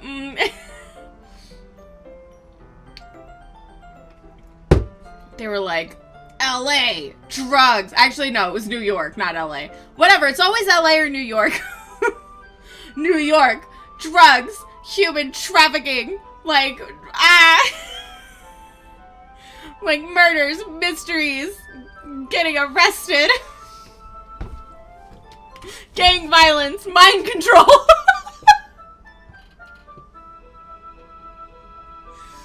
New York is terrifying. it's not that bad. I feel like every big city has bad parts. Just don't go to the bad parts. But yeah, no, I can feel her peering over my shoulder, much more eager to begin reading than I am. Wow, how long has it been since I read the beginning? You don't go back and flip through the older volumes every now and then? I do that. Not anymore, but I used to. You never once felt unsafe in New York? The same with, like, Houston. But I know there are bad parts. Like, that's what I mean. Like, I'm not gonna sit here and say, oh, well, if you felt unsafe in a big city. Like, obviously that's not true. It's just, I've always felt safe in big cities because I stay in the parts that, like, are notoriously not bad parts of the city. Yeah, you just have to be, like, aware and also just, you know, don't stray. Don't stray into places you have no business being. Not really. Maybe sometimes after I've already finished the series. Hey, are you paying attention? I am, but nothing's really happened yet, so I can talk at the same time. It looks like it's about a bunch of friends in high school. Typical slice of life affair. I kind of grew out of these since it's rare for the writing to be entertaining enough to make up for the lack of plot. I used to say that I had grown out of slice of life anime. And then I watched, what was it? What was that? What was the babysitting anime? Something No Babysitter. Oh my gosh. I watched it with you, Sour. What was the name of this fucking babysitting anime? It was like the best thing. Like I was just like, the babysitter. It was! What is it? Something No Babysitter. God damn it. Hold on. Babysitter anime. Gakuen Babysitters, thank you. I was like, what the fuck is this anime? And I was just sitting here like, we're gonna watch this, we're gonna laugh at it. And I was like, this is gonna make me cry. I genuinely was going in just ready to poke fun at this fucking anime. And then, like, explode. And the only reason why I watched it was because, like, the babies reminded me of the babies in Hitman Reborn. Not that they were, like, hitmen as babies, but, like, the way they were drawn, like, kind of, like, drew me into, like, going, you know what, let's just roast this anime. And I watched it, and, like, the first episode had me. I was just like, oh, okay, never mind. I guess I'm just gonna go cry now. Oh, God. That went down the wrong pipe. I'm gonna die. Babysitters, man. Oh, God. Okay. So, what should I expect from this? Is there going to be plot? Well, obviously. What kind of fucking question is that? You think I would enjoy something that didn't have a plot? I mean, well, I guess I know that what you're saying. A lot of the beginning is about simple things. Like, there's a really funny chapter where they're obsessed with a guy at the ice cream shop. That just helps you get to know the characters. And besides, it's still entertaining. But later on, there's all kinds of drama. Like when they get in all their backstories and when some of the romance starts to happen. That's really what makes it good. There's so many touching parts. Is that so?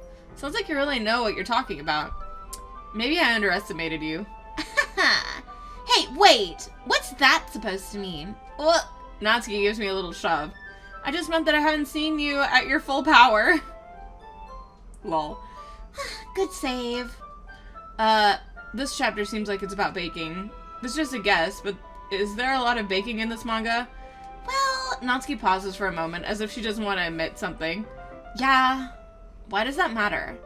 It doesn't. I was just curious, since you enjoy baking too, right? That's just a coincidence. I just happened to get into baking around the same time I got this manga. Like, I would ever get into anything because it's in a manga. I saw little chicks in Discord. Congratulations on your chickies, Henry. I'm trying to think if that's, like, true. Have I gotten into something? There we go. Okay, I was sitting on my, like, towel, and it was wadded up, so, like, my butt was uneven on this chair, and it was killing me.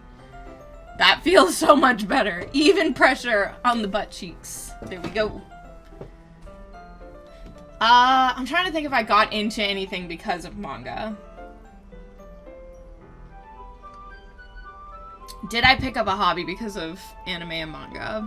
I mean, drawing, but not because there was a character that drew. But, like, I'm trying to think of, like... I wanted to learn how to ice skate when I watched Yuri on Ice. But I live in Texas, so actually finding ice to skate on is fucking impossible. I'm gonna be real. Whenever Yuri on Ice came out, I wanted to learn how to ice skate. I was like, we need to go to the Galleria. I need to buy me some ice skates. I want to learn. So, you know, that's not necessarily like... But I never did. Like, I never went. So, it's like a whole thing. I actually used to know how to rollerblade. I don't anymore. I used to be really good at rollerblading. Well, no, roller skating. They're different things. I used to know how to roller skate. Rollerblading seems awful. But, yeah.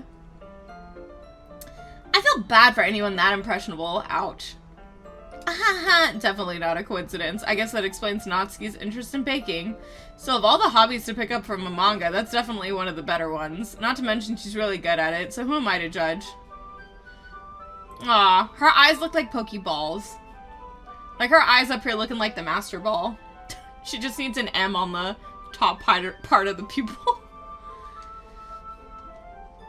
We read on for a few more minutes. I've finished a couple of chapters at this point. She's like staring. Are you sure this isn't boring for you? It's not. Even though you're just watching me read? Well, I'm fine with that. If you say so. I guess it's fun sharing something you like with someone else. I always get excited when I convince any of my friends to pick up a series I enjoy. You know what I mean? Huh? You don't? That's not... Well, I wouldn't really know. What do you mean? Don't you share your manga with your friends? Could you not rub it in? Jeez. Sorry. Huh. Like I could ever get my friends to read this. They just think manga's for kids. I can't even bring it up with them without being all like, you still haven't grown out of that yet? Makes you want to punch them in the face. I know those kinds of people. Honestly, it takes a lot of effort to find friends who don't judge. Much less are also into it. I'm already kind of a loser, so I guess I gravitated toward the other losers over time. But it's probably harder for someone like you. Aw. Yeah, that's pretty accurate. I guess it's different in the West, though. Like, I know that, like, liking anime and manga is, like, not okay. Or, it's not that it's not okay, but, like, people get made fun of in Japan for it. I mean, I hung out with all the popular kids, and even if I wasn't, like, even if none of them were into anime or manga, I don't think anybody ever judged me for it.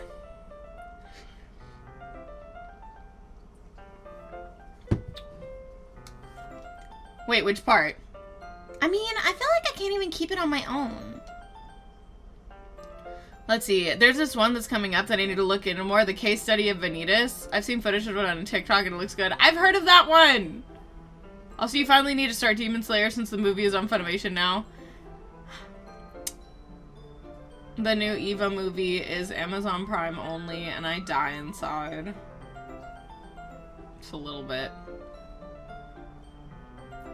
I don't even know what my dad would do if he found this. At least it's safe here in the club room. Except Monica is kind of a jerk about it. Ugh, I just can't win, can I? Well, it paid off in the end, didn't it? I mean, here I am, reading it. Well, it's not like that solves any of my problems. Maybe. But at least you're enjoying yourself, right? So... Geez, that's enough. Are you gonna keep reading or what? Yeah. I flipped the page. Suddenly Natsuki starts laughing. I totally forgot that happens. Natsuki puts her finger on one of the panels. Minori is my favorite character. You always feel a little bad for her, since she's so unlucky. But it gets especially bad when... I shouldn't be talking about that yet. Just finish this chapter. Natsuki's voice sparkles with excitement. It's a stark contrast to her usual bossy tone. But if she's not used to sharing her favorite manga with her friends, I can understand why. It's hard to express in words the feeling you get when connecting with someone like that. And being able to provide that to Natsuki, for whom it's a rare experience, the thought makes me smile a little to myself. Okay, everyone. Are you all ready with today's poems? Oh, come on. Could your timing be any worse? Sorry. I just need to make sure we have enough time. Though, you do look pretty cozy over there. Natsuki suddenly notices how close she's gotten to me. She hastily slides herself a good 12 inches away from me. Alright, guess I'll stop here for now. I close the book and hand it towards Natsuki. You're just giving it back? Don't you want to know what happens? Yeah, but... Monica just said, don't be dumb, just take it home with you. Is that really alright? I say that mostly because I really didn't plan on using my spare time to read this. Well, of course. It would take forever to finish it if you didn't take it home. Just finish that one before tomorrow so we can start the next one. And if it gets bent, I'll kill you. By tomorrow? I only got partway through the volume so far. I might fall behind on some shows if I try to get through this. But I suppose that's a necessary sacrifice in exchange for seeing Natsuki's enthusiastic face. Or am I more scared of what will happen if I don't finish it? Alright then. I stand up. I return to where I put my stuff and carefully slip the book in my bag. By the way, did you remember to write a poem last night? Yeah. My relaxation ends. I can't believe I agreed to do something so embarrassing. I couldn't really find much inspiration since I've never really done this before. Well, now that everyone's ready, why don't you find someone to share with? I can't wait! Sayori and Monica enthusiastically pull out their own poems. Sayori said, okay, we already did this. Let's just keep going. Shut up. Alright, so we're gonna show our poem to Natsuki first, because we can. I told Natsuki I was interested in her poems yesterday. It's probably only fair if I shared mine with her first. Okay, well, let's start with the things I don't like. First of all, Natsuki rereads my poem. Never mind. I don't feel like giving you my opinion. Then what's the point of sharing it in the first place? I wrote all this when I could have been doing other things. In fact, remember how I said I wanted to read your poems? That's what I had in mind when writing this. I want to help you feel comfortable enough to share yours. Like Monica said. Well, I'd be more comfortable sharing my poem if yours was really bad. You were supposed to show me some dumb poem and make me go, ha, well, this is not great, but let me show you what real literature looks like. And you went and ruined it. Hope you're happy. So in other words, you're saying you liked it? Natsuki's retort gets caught in her throat. Oh, you don't understand anything, do you? I already told you that. You don't have to go announce it to the world like you're all self-important. Pretty sure you never actually said that. I say that mostly to myself. Natsuki must really hate me or something. I can't figure out if it's a win or a loss that she liked my poem. In any case, you still need to show me yours, right? Fine, I guess. Only because Monica make me if I don't. Okay, and I'm pretty sure I can skip this because we've read this poem like 5 billion times. Even though I personally feel like Natsuki went too far here. Yuri, you're really talented. Well, but Natsuki has a point. I think that... I rack my brain in an attempt to back myself up. I think that conveying feelings with few words can be just as impressive as well. It lets the reader's imagination take over, and Natsuki's poem did a really good job at that. Yeah, it did, didn't it? Aha! Shows how much you know. That's not... Natsuki, I think that's enough. Huh? Me? But she was so mean to me. Natsuki's voice whines. Look, what we talked about yesterday was right. Writing is a really personal thing, and sharing it can definitely be hard. It looks like we learned that today. Even small criticism can lead to something pretty heated. I glanced over my shoulder. Sayori is nodding vigorously. Yeah, so you don't need to feel threatened. You're a great writer, Natsuki. Natsuki's voice gets caught in surprise. Thanks for noticing. She finally mutters that, barely audible. Yuri looks at me dejectedly. With a face like that, I can't help but feel bad for her as well. I'm sure that Natsuki didn't mean everything she said, so you don't need to feel threatened either. Well, if you say so. Hey, it's not like you need to apologize for me, Nighty. Sheesh. Natsuki takes a breath. The thing about... Natsuki glances around the room. Would everyone stop staring at me? Unsurprisingly, Natsuki has a harder time with this than she boasted. Sayori and Monica look away. Huh. Anyway, the thing about your boobs, I didn't mean it, okay? That's all. Natsuki looks away, avoiding eye contact with everyone. I'm sorry I said you stuffed your bra, girl.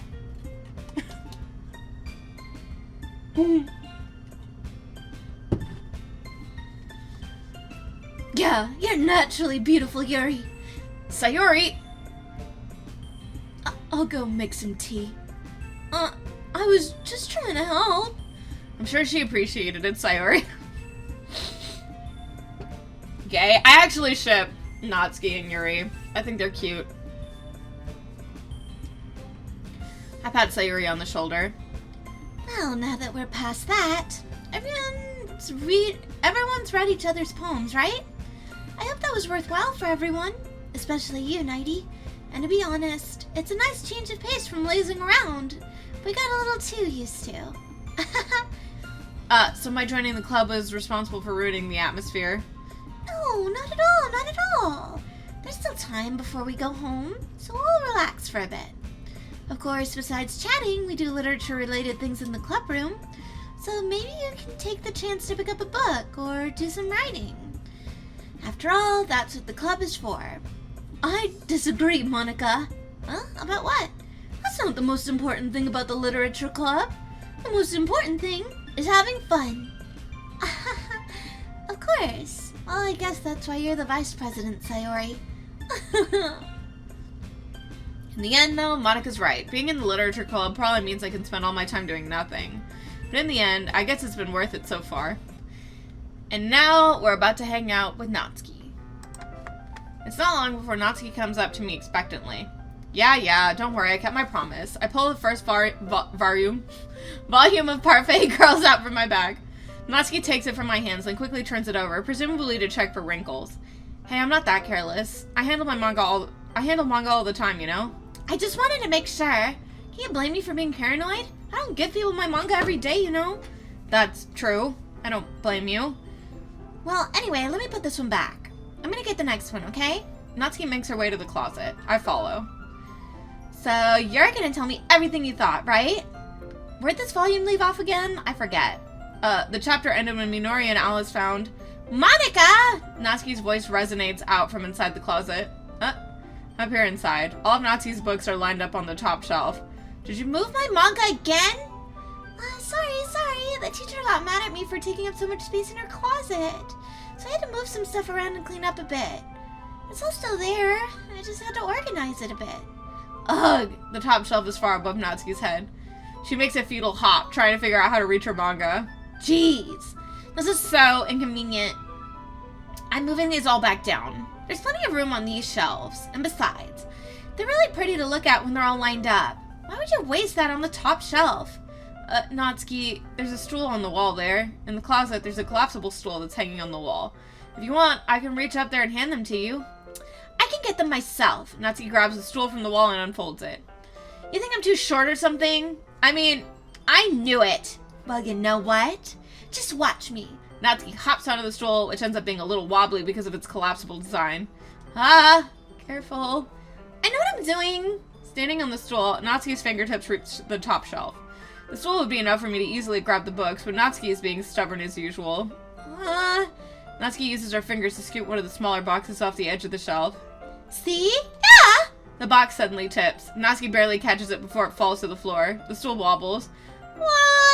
Losing balance, Natsuki hops off the stool. Thankfully, she was able to stay on her feet. She holds the box triumphantly. There! Having almost fell, Natsuki's a bit shaken up. Jeez. No need to prove yourself to me. There's no way I'll be able to get the bigger boxes like that. I can reach them, so just... I said I can do it. I don't want your help, okay? I'm gonna get a chair, so just hang on. Natsuki forces her way past me out of the closet. Let's see. The classroom chairs have the desks attached, so they're too inconvenient to fit into the closet. Aha! Natsuki trots over to the teacher's desk, which has the computer chair behind it. She rolls it on its wheels back over to the closet. It's a little dangerous since the chair swivels and rolls, but I've already learned my lesson, so I keep my mouth shut. Natsuki climbs up onto the chair, then slowly balances onto her feet. Since she refuses my help, I take a seat with my back against the side of the doorway and simply watch. Aha, there we go. See? I can easily do it now. Natsuki grabs a stack of manga and bends down to put it on the shelf below. The chair swivels. Natsuki catches herself on the shelf. What are you doing? Can't you at least hold the chair steady instead of sitting and doing nothing? Who was it who told me not to help? Yeah, I got you. I held the chair while Natsuki reaches back up. I can almost see up her skirt. I force myself to turn away. Natsuki seriously didn't think this through. When she realizes I'll be dead. Huh? Natsuki wraps her arms around the parfait girl's box set easily, the largest one on the shelf. Oh, heavy. Hey, Nighty. I don't think I can bend down without falling. Hurry and take this one. But then I have to let go of the chair. That's fine. Just for a second. Hurry up. Alright, let me just stand up. I slowly release my grip from the chair. What do you mean, stand up? Natsuki looks down at me. Why are you all the way back? Natsuki looks like she just realized something, but she'll lose her balance if she moves. Natsuki, the box! What are you looking at? You're trying to look at my... Natsuki's legs shake. I'm not, I was just... Natsuki, don't try to move. Just give me the box. You perv! You set me up. Go away. Get out. But... I'll do it myself. The chair suddenly swivels beneath Natsuki's feet. Natsuki! The teen turns into chaos in a split second. The chair flies from underneath Natsuki's feet. Frantically, I try to catch her. The box topples out of her hands and the books go flying. I got you! Ow. The full force of Natsuki's body against me throws me to the ground. A whole bunch of books pelt me in the face. Natsuki tries to shield herself with her own arms as her face lands straight on my chest. My right arm and my back seriously felt the impact. Slowly, Natsuki comes to her senses. She presses her arm straight into me to prop herself up. Natsuki seems to realize that it's not the floor beneath her. Gross. A fist pounds into my chest. Natsuki then hoists herself to her feet. What were you thinking, you sicko? Everything's okay over there? I heard a loud noise. Monica suddenly peers in. Monica, see what happens when you put the manga on the top shelf? Are you trying to kill your club members or something? I mean...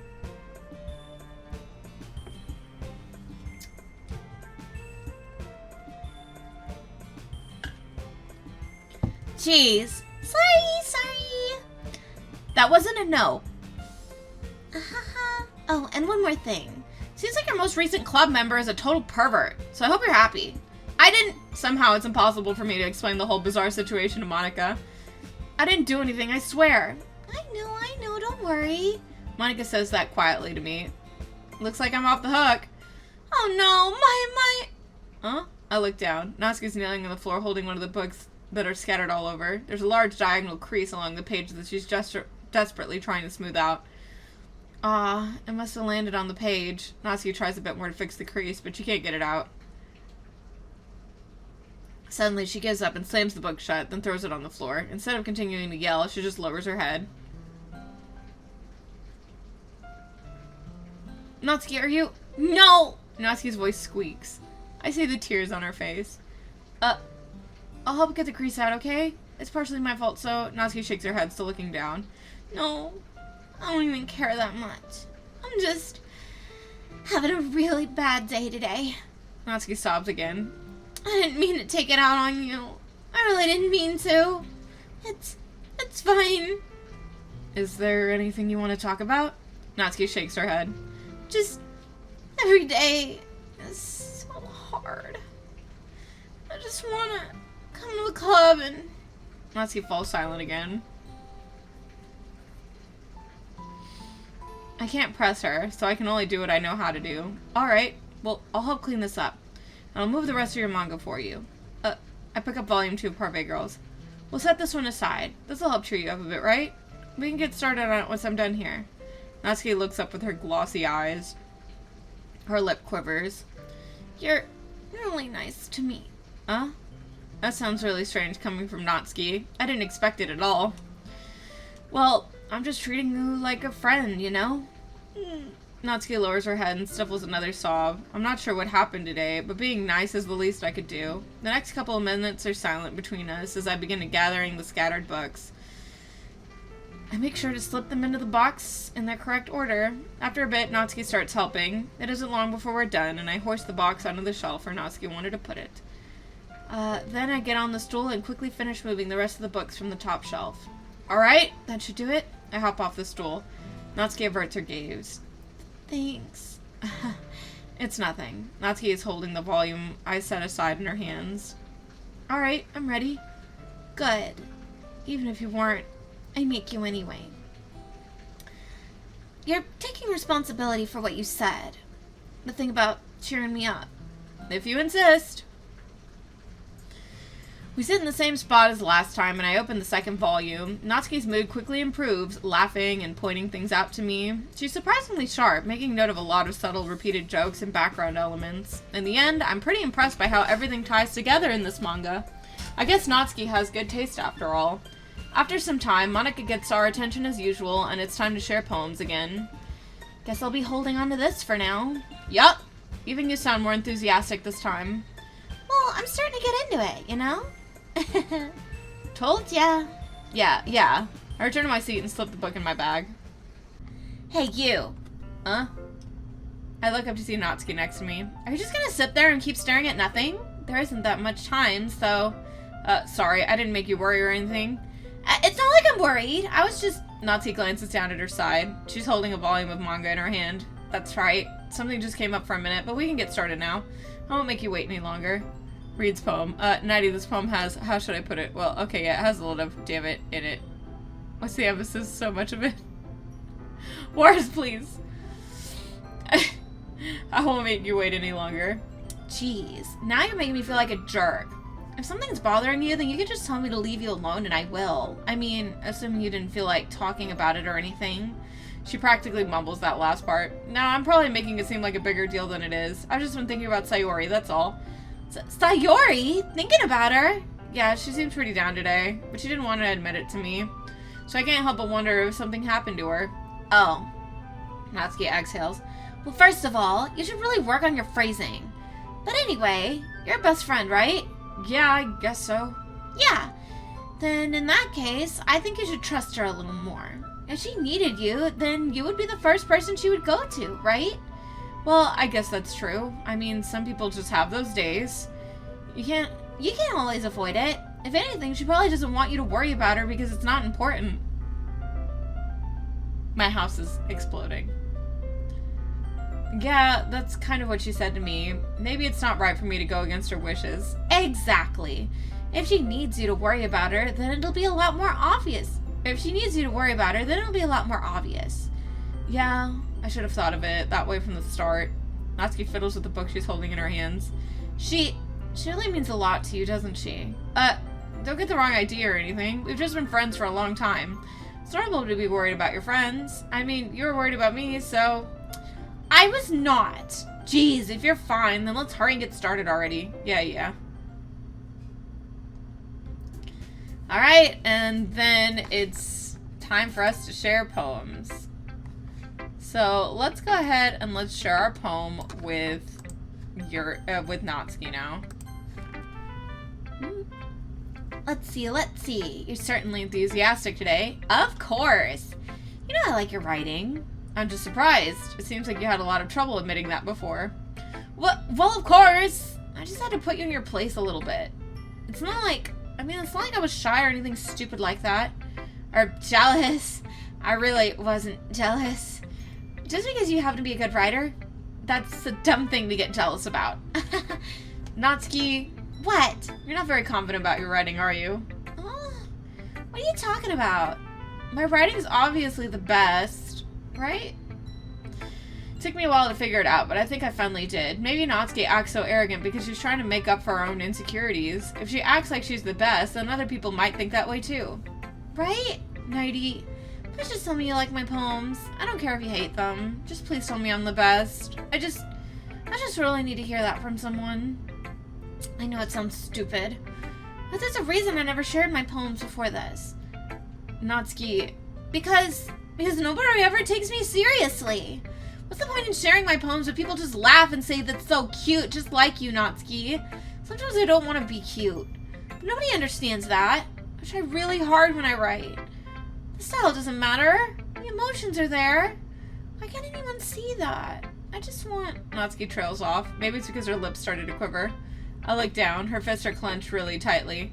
Hey, Natsuki, if you're not careful, you'll rip your own poem. I gently grab the poem with my own hand until she relaxes her grip on it. I place it flat on the desk and smooth over the wrinkles that she put into it. Don't read it! Before I can pick it back up, Natsuki snatches the poem from my desk. It's not any good, and I know you hate my poems. So you don't have to read this one, okay? But I want to read it. Why? Because I like your poems. I really do. Why would I judge you for your style? It's not like my own style is anything crazy. I mean, it's true that the first time I read one of your poems, I didn't look much into it, but I know you better now. And it's wrong for you to think your style is more amateur than hers. And Sayori, she always means well, but sometimes she's so focused on simple happiness that she doesn't understand what people really want.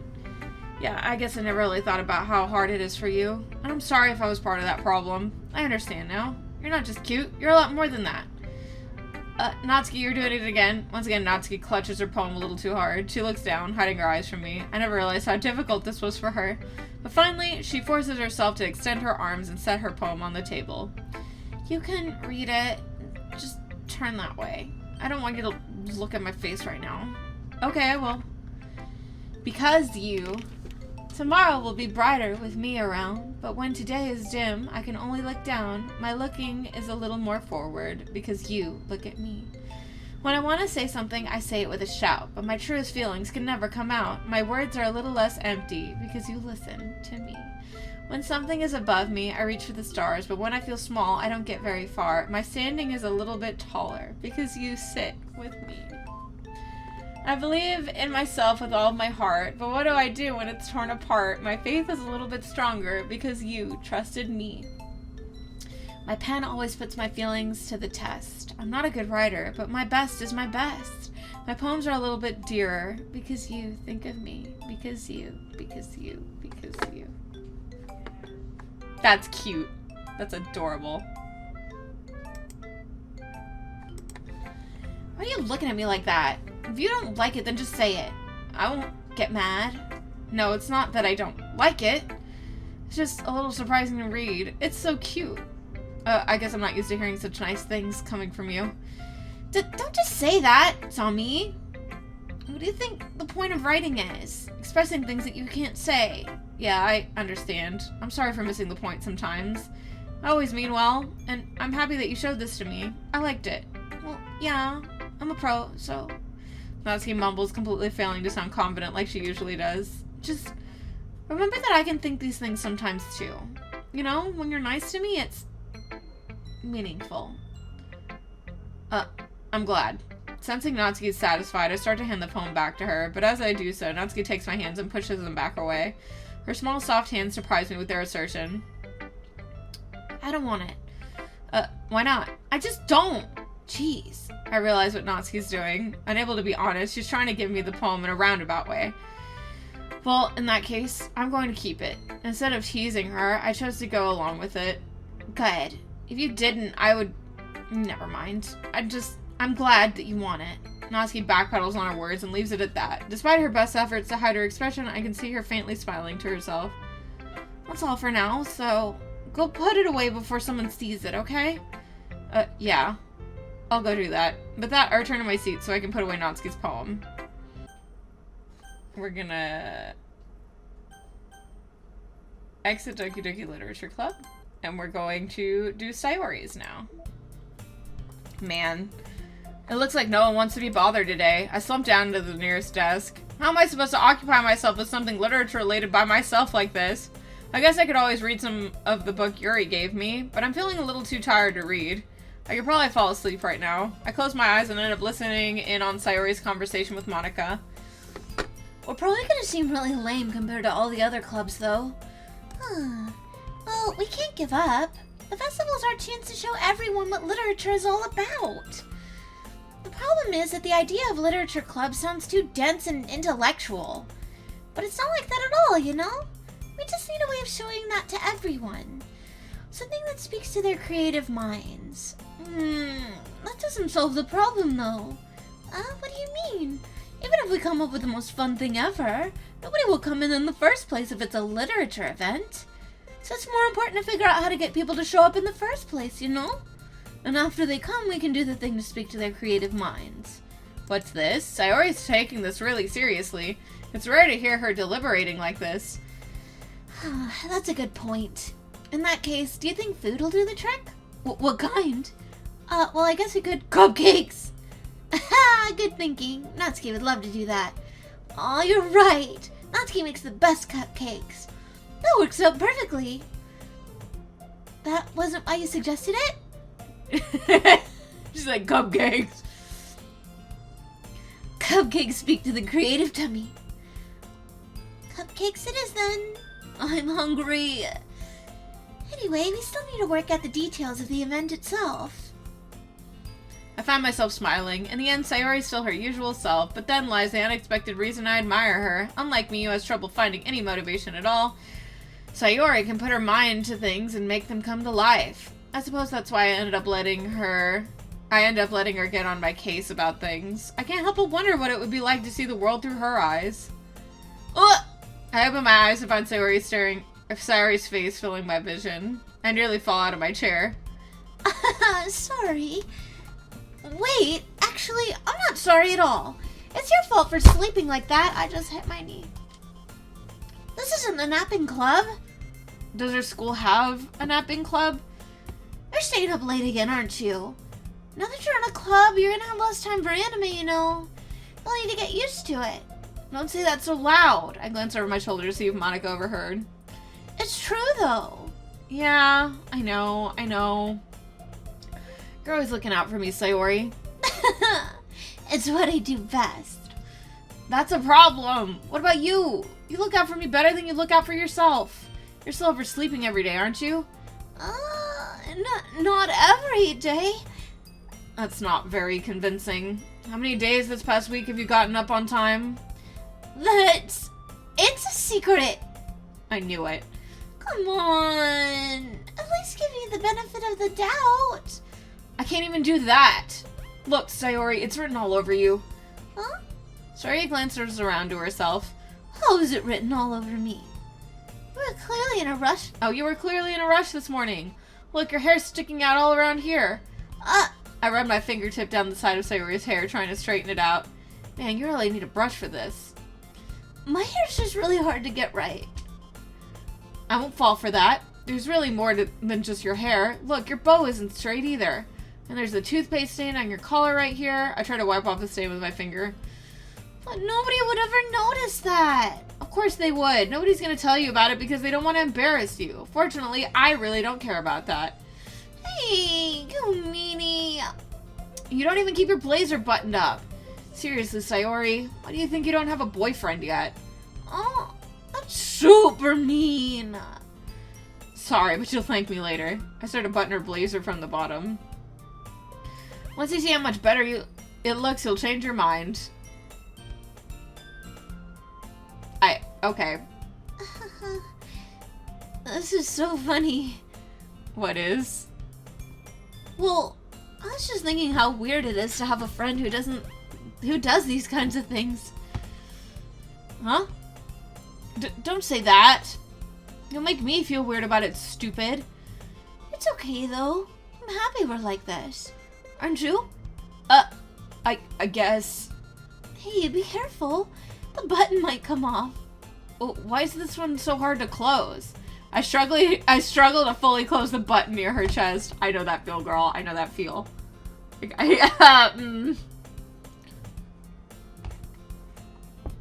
Does it even fit you properly? It did when I bought it.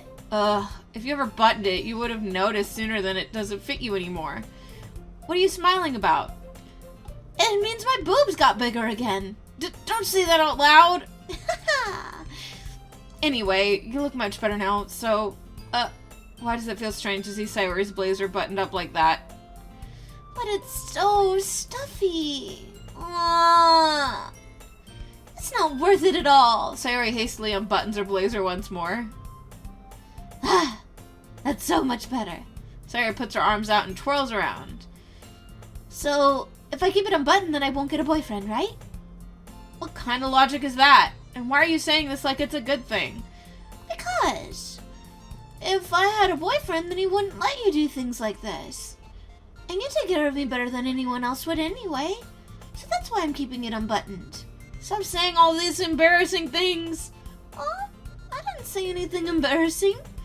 Jeez. Well, anyway, just focus on trying to wake up a little bit earlier. Only if you focus on going to bed earlier. Fine, fine. It's a deal. I guess we really are better at taking care of each other than we are at taking care of ourselves. Yeah, I guess so, huh? So maybe you should come wake me up in the morning. You're doing it again, Sayori. Aw, but I was joking this time. Man, it's impossible to tell with you sometimes. Okay, everyone. Huh? Monica suddenly calls out. Why don't we share our poems we wrote now? Yay! Nighty, I can't wait to read yours. Yeah, same. I failed to sound enthusiastic, but Sayori trots away to retrieve her poem. By the way, did you remember to write a poem last night? Yeah. I can't believe I agreed to do something so embarrassing. We're gonna skip. Alright, so, we're gonna show our poem to... I kind of want to show it to Monica first. Just because we always show the poem to Sayori first. But I kind of want to show the poem to Sayori first, just because we're on her route.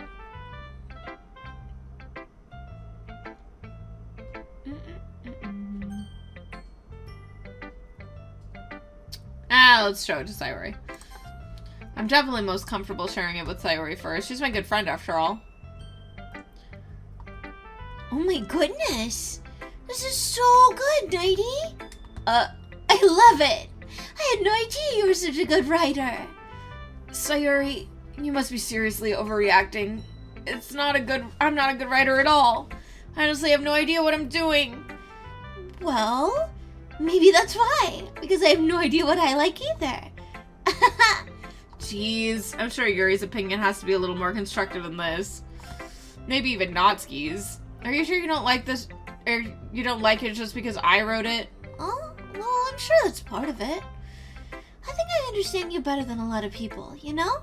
So when I read your poem, it's not just a poem. It's a Nighty poem. And that makes it feel extra special. Like I can feel your feelings in it. Sayori hugs the sheet against her chest. You're so weird, Sayori. I'm really happy that you wrote one. Just reminds you of how you're really a part of the club now. Not to mention the fact that I'm standing in front of you in the club room. Well, of course. I'm not really into it yet, but that doesn't mean I'll break my promise. See, it's like I said before, Nighty. Deep down, you're not selfish at all, you know? Trying new things like this for other people. That's something that only really good people do. Thanks, Sayori. I'm not sure if Sayori sees the full picture of my motive here. Then again, I can't deny that she's part of the reason I joined, knowing how much this means to her and all. Yeah, and I'm gonna make sure you have lots of fun here, okay? That'll be my way of thanking you. Alright, I'm gonna hold you to that then. Yay! Now you'll read my poem too, right? Don't worry, I'm really bad at this. We'll see about that. Dear sunshine, the way you glow through my blinds in the morning, it makes me feel like you missed me. Kissing my forehead to help me out of bed, making me rub the sleepy from my eyes. Are you asking me to come out and play? Are you trusting me to wish away a rainy day? I look above, the sky is blue. It's a secret, but I trust you too. If it wasn't for you, I could sleep forever, but I'm not mad. I want breakfast. Alright, so we can skip, because this is probably going to all be the same. Alright, now let's... Nighty! Sayori suddenly comes up to me. I'm gonna go get some supplies from another classroom. Wanna come with me? Supplies? What for? Well, you know the festival's coming up. Me and Monica, we're gonna make some posters and stuff. So I need to go find some crayons and markers and glue sticks. I see. Sure, I'll go with you. Yay! Okay, Monica, we'll be back soon. Are you going with Nighty to get the supplies? There's no need to trouble yourself. I'll be happy to go with him. Aw, but I wanted to go. It's so much fun exploring empty classrooms and stuff. Oh, okay. It was just a suggestion. See if you can find poster paper too, okay? Okay. Ready, Nighty? Yep, let's go. She's like, stop going with him! Sayori and I exit the club room. I follow behind as Sayori hums and skips around the hallway.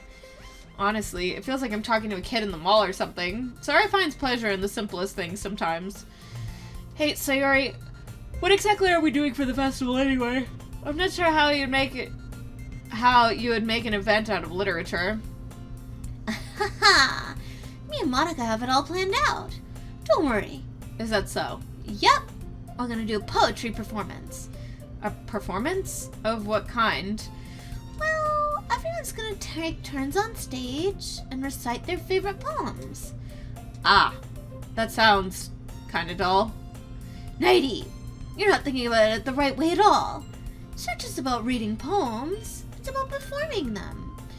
Like you say all the lines of the poem like, between my feet, the last remaining flower beckons to me. I twist the stem, feeling it from its clinging roots, caressing the flower in little joyous moments between my fingers. But to what end have I summoned this joy? For now when I look in every direction, the once prosperous field before me is but a barren wasteland. Like that. Sayori, how do I put this? I'm sure it's just me, but it's impossible for me to take you seriously when you talk like that. Aww, you meanie. I'm working super hard on this, you know. I know. I just meant that it's a pretty unordinary contrast to your cute self. Don't say that, it's embarrassing. But I guess that means I'm doing a good job. Yeah, I guess so. Oh, I'm so excited. The festival's gonna be so much fun. Sayori spins herself around in the hallway again. Hey, Nighty, the classroom over here is empty. Let's begin the mission. The mission, eh? It's been a long time since I've spent time with Sayori like this. But in the end, she hasn't changed a bit. She's nothing but a ball of sunshine, drawing happy vibes from the world around her. That's a pretty nostalgic feeling for me. As the years went by, I began to hold myself up in my room more and more. So going on adventuring with Sayori brings about a special sort of feeling I forgot I had in me. The two of us enter the classroom. Sayori heads straight to the closet and I follow. Let's see what we have here. Crayons. Sayori pulls out a box full of crayons from off the shelf. They're the best brand, too. They're kind of dirty, though. Sayori starts pulling various crayons out of the box, reading the color names. Alright, this one's down. Don't get distracted. We still need to find... Wait, I'm looking for my favorite color. Fine. Then at least move aside so I can look for the poster paper. I dropped one by accident. Ah! Sayori bends over and smacks her forehead right against the shelf. She falls to the floor and the crayons spill all over her lap. Oh! You okay? My forehead. Sayori clutches her forehead. Jeez, Sayori, that's just like you, isn't it? Come on, let me see. Since Sayori's sitting on the floor, I grab her by the waist and pull her out of the closet. You have to move your hands, Sayori. But it hurts. Just do it for a second. Sayori slowly releases her hands from her forehead. I gently brush her bangs to the side. Ow! Sorry. There's a huge red mark on the center of her forehead. A bump is starting to form as well. Man, that's gonna swell up. I should find you some ice. Nighty! Where would I even find ice around this time? I guess a cold drink would do. You don't have to. I'm fine with looking like a unicorn. even wincing from the pain. Sayori makes a silly joke. Bye, Sayori, so precious. What are you saying? I'll be right back, okay? Okay. I pat Sayori on the shoulder and run out of the hallway. I look at the nearest vending machine. What should I get? Doesn't really matter since it'll be used as an ice pack rather than to drink, but I know Sayori likes apple juice, so I purchased that one. In just a moment, I'm already returning to the classroom where I left Sayori. She has one palm on her forehead and is using the other hand to clumsily scoop the crayons back into the box. At least they were already in the wrong spots before I spilled them. Sayori, here. I hand Sayori a bottle of apple juice. Oh, it's nice and cold. Sayori opens the cap and starts drinking from it. Sayori, what are you doing? It's for your forehead, idiot. Sorry, I forgot. How hard did you hit your head? Sayori places the bottle against the bump on her head. It stings. Just bear with it. It'll feel better soon. Looks like you cleaned up most of the crayons. That's good. Hey, Nighty. Kind of reminds you of growing up, doesn't it? What do you mean? You know how we used to play outside all the time? I would always try to keep up with you. You were kind of oblivious in some ways. Like you usually fell behind or had trouble climbing on one of the things you did. But sometimes when I tried to do things I couldn't, I would get myself hurt.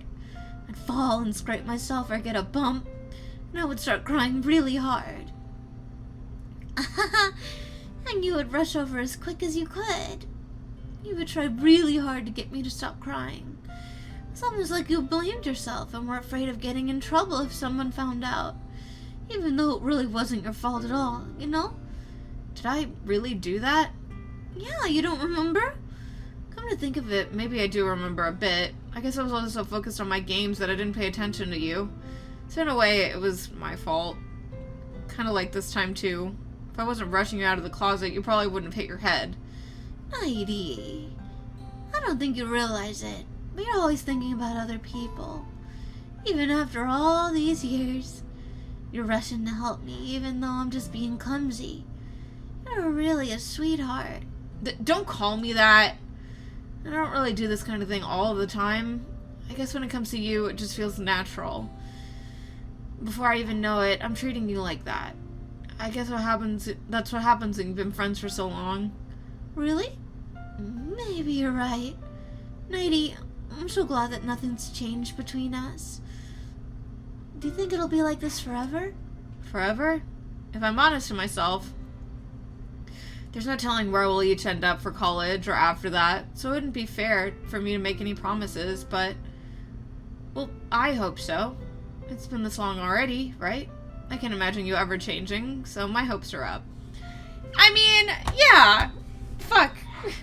I mean, I've been best friends with my best friend since we were, like, little. Maybe not best friends, but I've definitely been friends with my best friend since we were itty-bitty babies.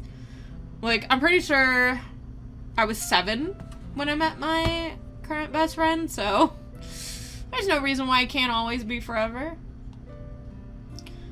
I'm so happy. Sari has a whimsical expression in her eyes. We remain silent for a moment. She's so silly and clumsy on the outside that when I see her deep in thought like this, it makes me not want to disturb her. I guess we should go back. I don't want to worry Monica, you know? Good luck with that. She's gonna see her forehead either way. Not if I hide it under my bangs. Sari hops to her feet. Ah! She clutches her forehead again. Don't stand up so fast after hurting yourself. Ah! Well, I guess it's too late now. Anyway, let's go. I followed Sayori out of the classroom. Sayori plays with her bangs to try to hide the bump, but without much success. In a moment, we make it back to the club room. Ah, you're back. Good timing. I was just about ready to start sharing our poems. Sayori, your forehead. It's okay, she's a unicorn. She's fine, don't worry about. I was playing with crayons and smacked my forehead into the shelf. She sounds so happy to tell them. Well, anyway. Were you able to find everything we needed? Uh-huh, I have it right. Oh, Sayori frantically glances around herself. I forgot all the stuff. Calm down, Sayori. I have it all right here. I found the poster paper, too. Ahaha. Sounds like you ended up doing all the work, Nighty. Well, Sayori... I failed to come up with an excuse for Sayori. I made it an adventure. Yeah, that. Okay. In any case, good work. I'll start working on the posters tonight. Me too. Okay, everyone. Are you ready to share your poems? I guess I should grab mine. After making sure the crayon box is closed tightly, I return to my seat. We're gonna show it to Sayori. Nighty, I really love your poems. I can't believe you've been hiding these from me. I'm not hiding anything. But your poems are so good. Yesterday's and this one too. You can tell me if you haven't done this before. I mean, you're really the only one who feels that way, so... Aw, no way! Not even Natsuki? Well, I guess Natsuki's the least likely to admit how much she likes something, but I don't think it's that. What do you mean? Well, I guess I'll be honest about it. It's a lot easier to write poems when I'm thinking about you. Stop thinking weird things, idiot! I just meant that you're a really expressive person, I guess. How am I supposed to write poems about my own stupid life? But you somehow make everything in your life an adventure. Even the little things. Like cooking. Let's not talk... Like cooking! Let's not talk about that. So, yeah. I guess what I'm saying is that I can feel more things through you than I can through myself. We have that kind of weird connection.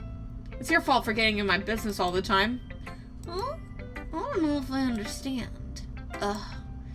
You never understand when I try to explain things to you, do you, Sayori? I pat Sayori's head. Yay!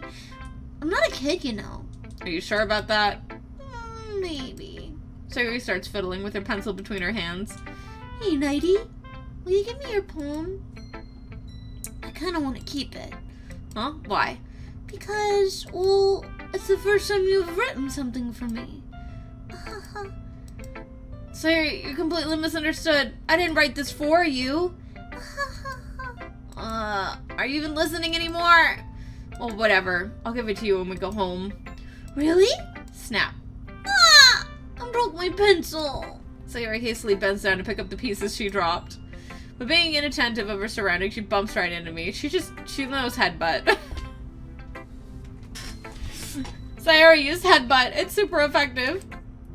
Sorry. It's fine. It's fine. I'll get it for you. I bend down and pick up the broken pencil. Sayori clutches the desk beside her to support herself, knees shaking. I'm a little clumsy today. Let's sit down, Sayori. Yeah. I grab Sayori's arm and help her sit at the desk. Anyway, I still have to read your poem. Oh, sorry, I forgot about that. But it's not as good as yours. Jeez, don't worry. I'm sure I'll like it. Gosh, the popping off the scalp thing. Gosh. Like, this poem is so heavy. Alright, so we're gonna skip until the dialogue is different. Let's save here. Because why not? Well, let's talk to Sayori. This is your best one so far.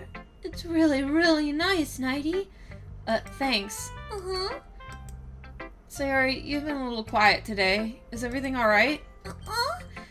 Of course. Everything's fine. Maybe I'm just a little tired today.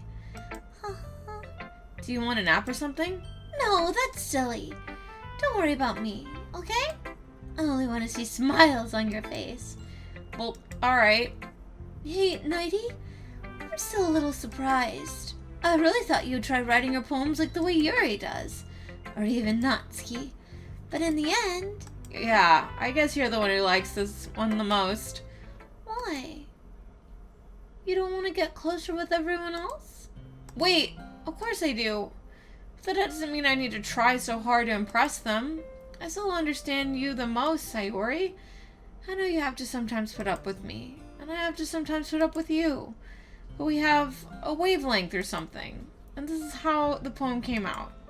Sometimes it feels like you're the only exciting thing in my life. So sometimes it's just easier to write when I'm thinking about you. Sayori? No, Nighty, I don't deserve this. You're too nice to me. Why are you doing this? Sayori has trouble keeping her voice steady all of a sudden. If you had fun with everyone else instead, this would be so much easier. Sayori, I glanced around the room to make sure nobody has noticed this. Sayori, I probably never said this before, but I don't understand what you're feeling right now. Depression. Tell me what will cheer you up. I don't know, deleting Monica from the game. Sayori shakes her head. She sniffles and keeps shaking her head. Actually, no, deleting Monica from the game at this point would be a horrible idea, as we learned earlier. Never mind, so then nothing. Finally, she gathers herself and puts on a smile. It's nothing, Nighty. It's just a little rain cloud. I'm sorry you had to see that. I promise it won't happen again. Just smiles from everyone, okay? That's all that matters. Go play with everyone else. I'm gonna go home a bit early today. Sayori... my throat. Tell Monica I wasn't feeling well today. I'll see you tomorrow. Before I can say anything else, Sayori cheerfully walks out of the classroom humming. Sure.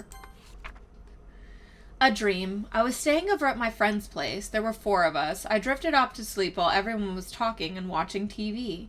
In my dream, I was still at my friend's house. The only difference was there were nails sticking out of the walls everywhere. And there was also someone I didn't recognize. The person I didn't recognize told a joke, and everyone laughed. I woke up to the sound of everyone laughing at something that happened on TV, so laughing wasn't part of the dream. It was the noise that woke me up. I wonder who that person was, and how they knew to tell a joke at that moment. It's fine. I was just focused, and I probably wouldn't have noticed in the first place. But I'm just rereading a bit of this, so... That's the book that you gave me, right? Yuri, your eye is flying away! Yuri! Yuri, your eye is going to space! Your people need it!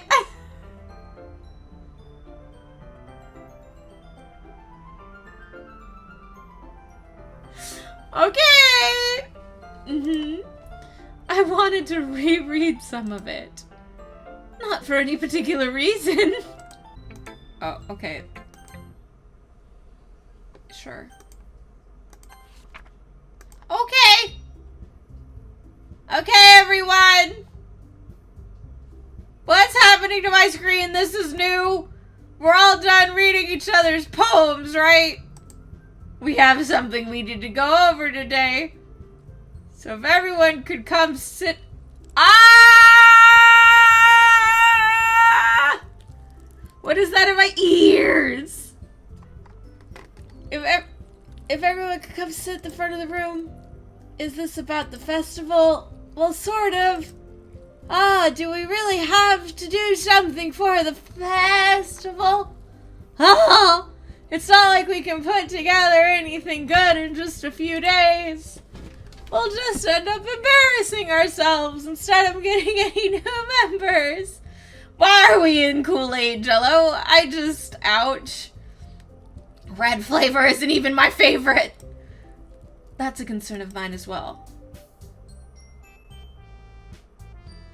Did we just pass the fuck out? Yeah, because this rewinds. This rewound again. I missed something new. Ah! Okay, never mind. I fucking lied.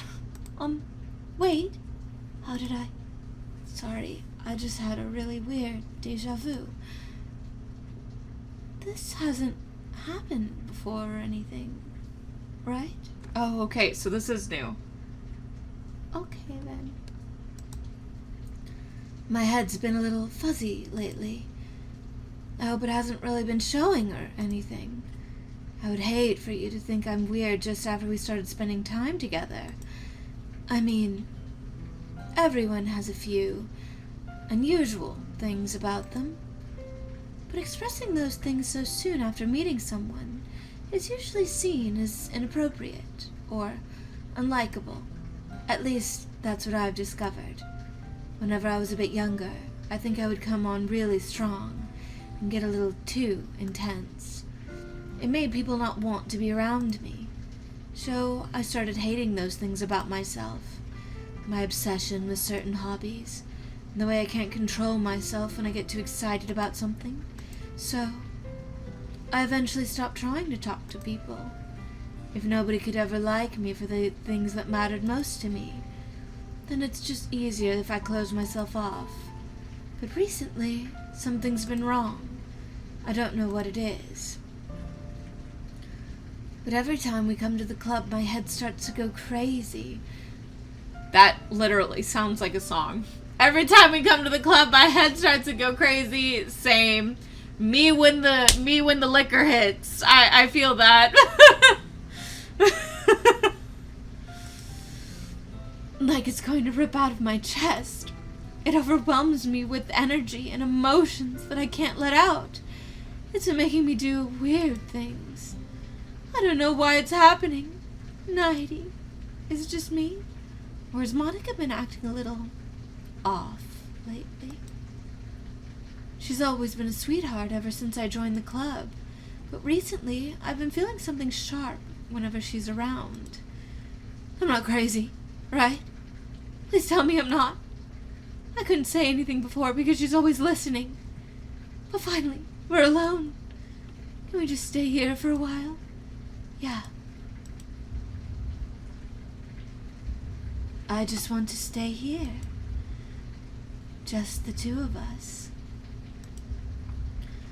We can stay here until the club ends. And then we'll have the club room all to ourselves. Nobody to interfere with our reading time. Nobody to make me feel like stabbing myself in the throat. Ah, that was a joke. Just a joke. Monica, can you stop? I do like knives, though. It sounds strange, but you wouldn't understand if you've never seen how beautiful they are. I have an idea. Why don't you come to my house sometime? I can show you my collection. I've gotten them all from various artisans. I'll make sure to give them all their fair share of use. I don't want them to get lonely or anything. Nobody deserves to be lonely. Nobody. And that's why I'm so happy you joined the literature club, Nighty. Now we don't need to be lonely anymore, because we have each other every day. That's all we need. You know what? Let's quit the literature club. There's no need for us to be around Monica's slimy tongue anymore. No, not to mention the other pathetic child. We can walk home together every day after school, and read together, eat together, sleep together. Doesn't that sound perfect? That's everything we could ever want. Isn't that why you joined the club in the first place? It's almost like it was fate, that we can meet each other. And now we get to be happy that we patiently waited years for. Will you do that with me, Nighty? Will...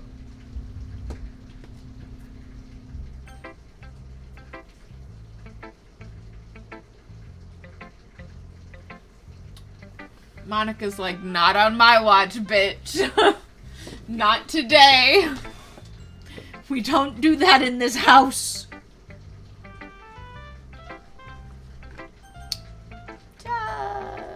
Sure, let's show it to Monica first.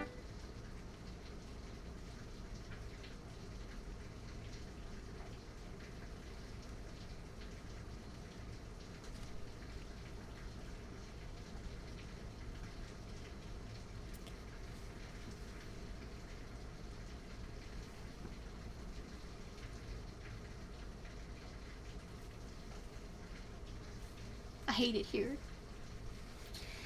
Don't say I didn't warn you, Nighty. Okay! Sure. Things I like about Papa. I like when Papa comes home early. I like when Papa cooks me dinner. I like when Papa gives me allowance. I like when Papa spends time with me. I like when Papa asks me about my friends. I like when Papa asks me about anything. I like when Papa gives me lunch money. I like when Papa comes home before sundown. I like when Papa cooks. I like when Papa gives me privacy. I like when Papa doesn't tell me how to dress. I like when Papa doesn't comment on my friends. I like when Papa doesn't comment on my hobbies. I like when Papa comes home without waking me up. I like when Papa keeps food in the house. I like when Papa uses his inside voice. I like when Papa leaves my stuff alone. I like when Papa accidentally drops coins in the couch. I like when Papa's too tired to notice me. I like it when Papa's too tired for anything. I like when Papa is too tired for anything.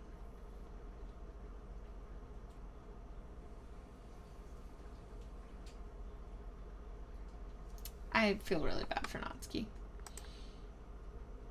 So, what I've decided to do is while I'm eating, we're gonna let Monica tell us her wonderful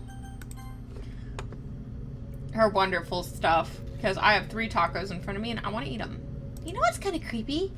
Even though I deleted everyone else's files, I can still kind of feel them. That's interesting. That's probably how she was still able to stop Sayori from, like, hurting us. It's like they're all lines and all their lines are still lingering in the air, whispering in the back of my head. Imagine if after someone you knew died, you just started hearing their voice in your head.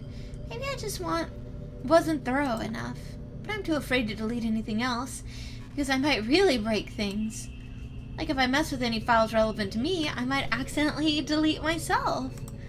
And And that would ruin everything, wouldn't it? I don't know what it's like on your end, but we should both make sure to avoid something like that at all costs. I believe in you, Nighty.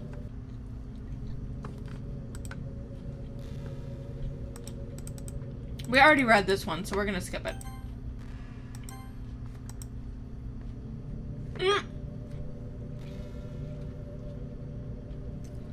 Are you trying to fast forward? I'm not boring you, am I? Oh gosh. Well, there's nothing to fast forward, Nighty. It's just the two of us after all. But aside from that, time doesn't really exist anymore, so it's not even going to work. Here, I'll go ahead and turn it off for you. There we go. You'll be a sweetheart and listen from now on, right? Thanks. Now, where was I?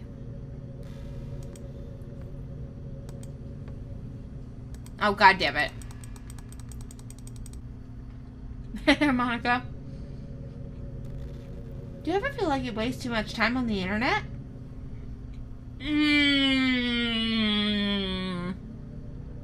I mean, my whole entire life is the internet, so.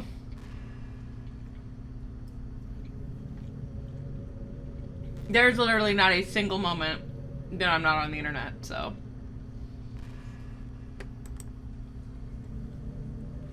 Social media can practically be like a prison. It's like whenever you have a few seconds of spare time, you want to check on your favorite websites, and before you know it, hours have gone by, and you've gotten nothing out of it. Anyway, it's really easy to blame yourself for being lazy. It's not really even your fault. Addiction isn't usually something you can just make disappear with your own willpower. You have to learn techniques to avoid it, and try different things.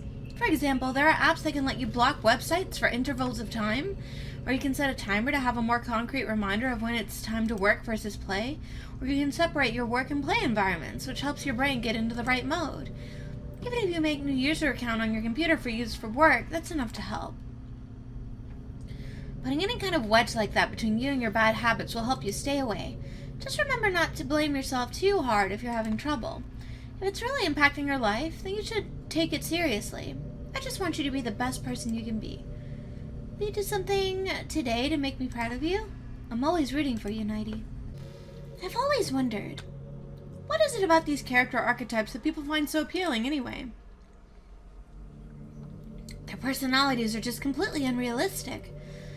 Like, imagine if there was someone like Yuri in real life. I mean, she's barely even capable of forming a complete sentence. And forget about Natsuki. Sheesh. Someone with her kind of personality doesn't just get all cute and pouty whenever things don't go her way.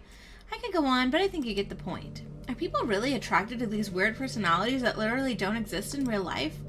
I'm not judging or anything. After all, I found myself attracted to some pretty weird stuff too. I'm just saying, it fascinates me. It's like you're siphoning out all the components of a character that makes them feel human, and leaving just the cute stuff. It's concentrated cuteness with no actual substance. You wouldn't like me more if I was like that, right?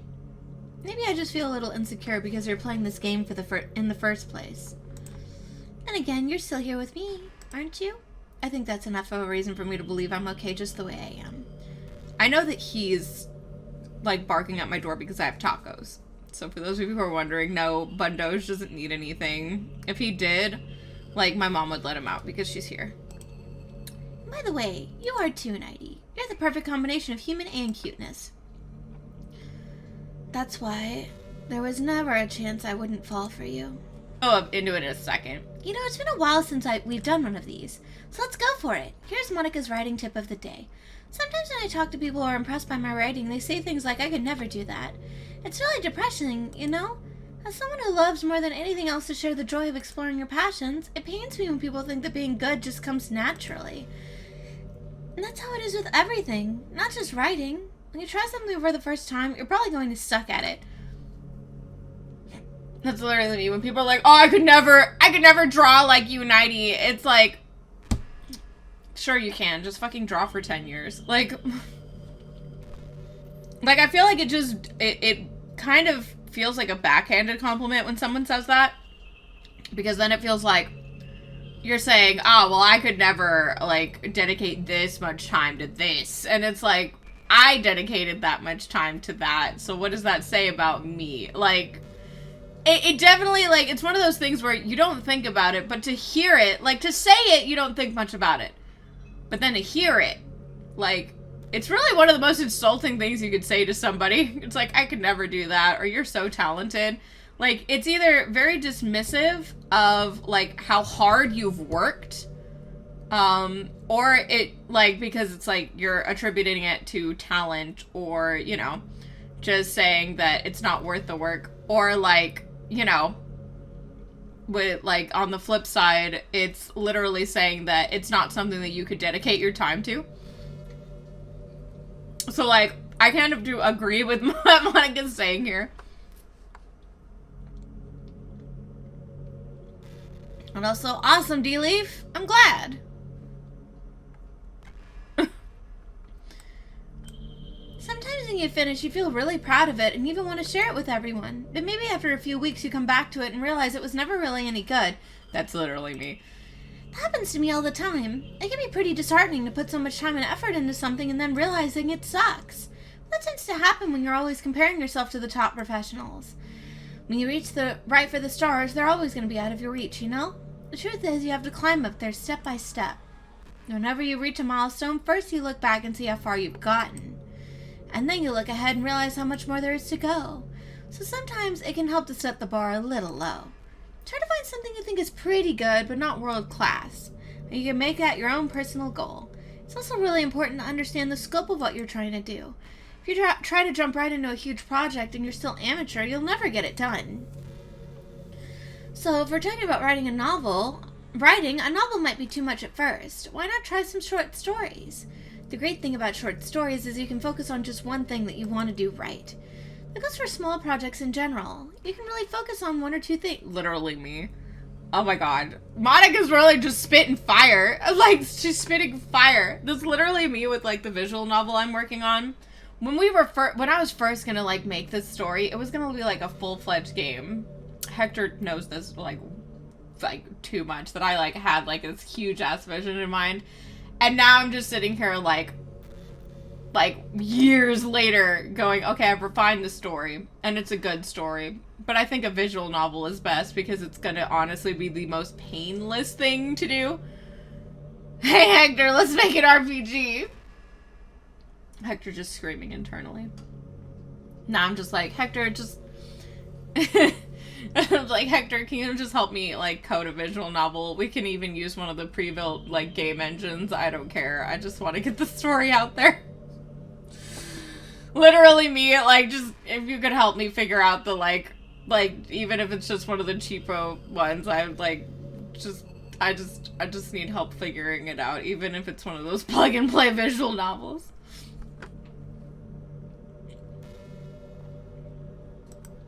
It's such a good learning experience and stepping stone. Oh, and one more thing.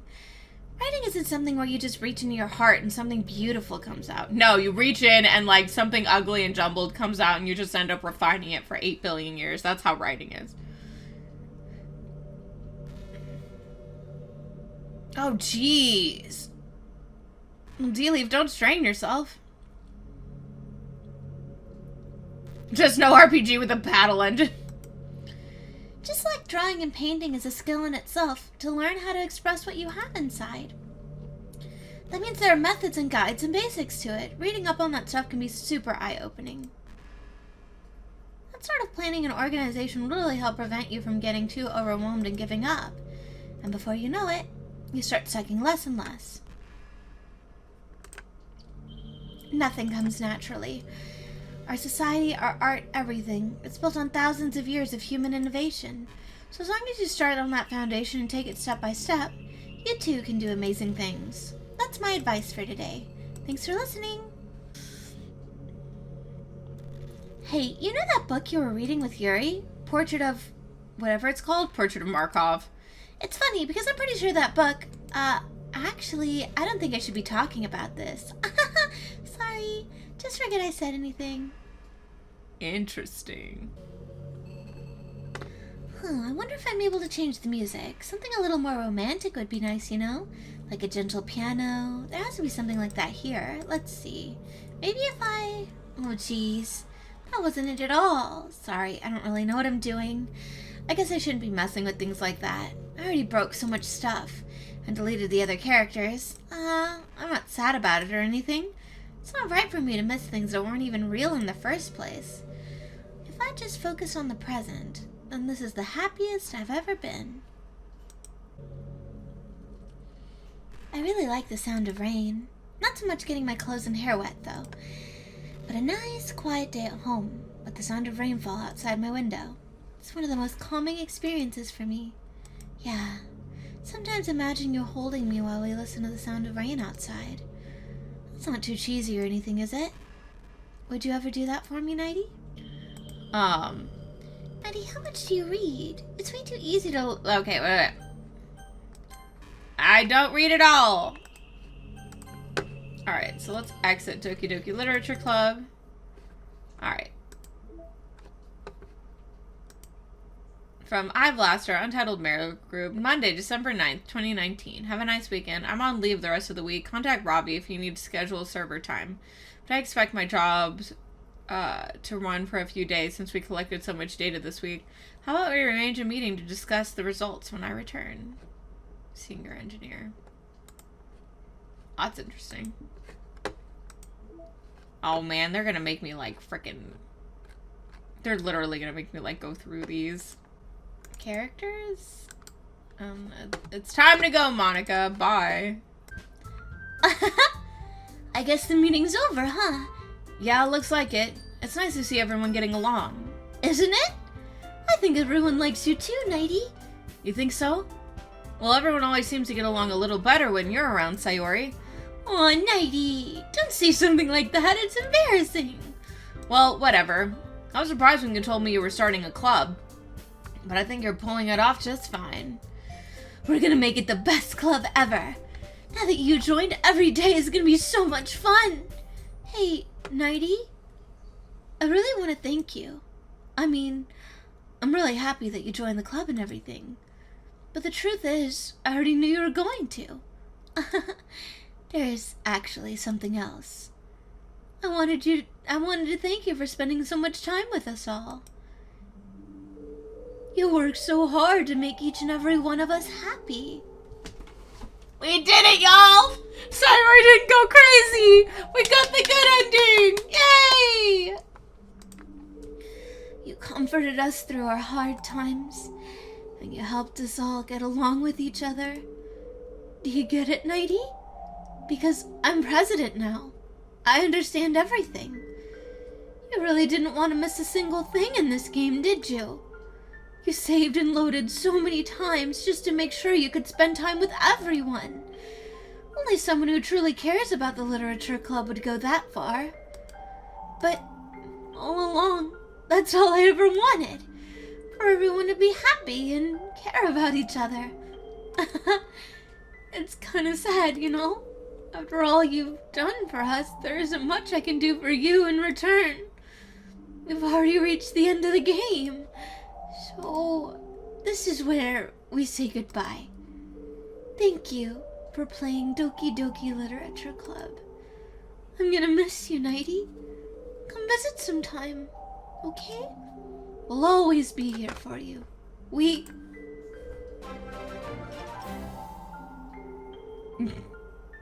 Stream baby hype. Daily, thank you for the 9 months of support. Thank you for supporting the fam. It is good to have you with us here today. Esther tells me she loves me, which I appreciate. And hey there, Rebel. We all love you.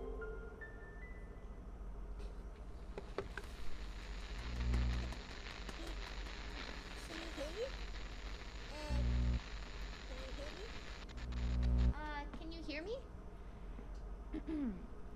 Hi, it's me. So you know how I've been like practicing piano and stuff, and not really any good at it yet, like at all. But I wrote you a song, and I was kind of hoping that I could show it to you because I worked really, really hard on it. So yeah. So it's supposed to be Monica's voice, technically.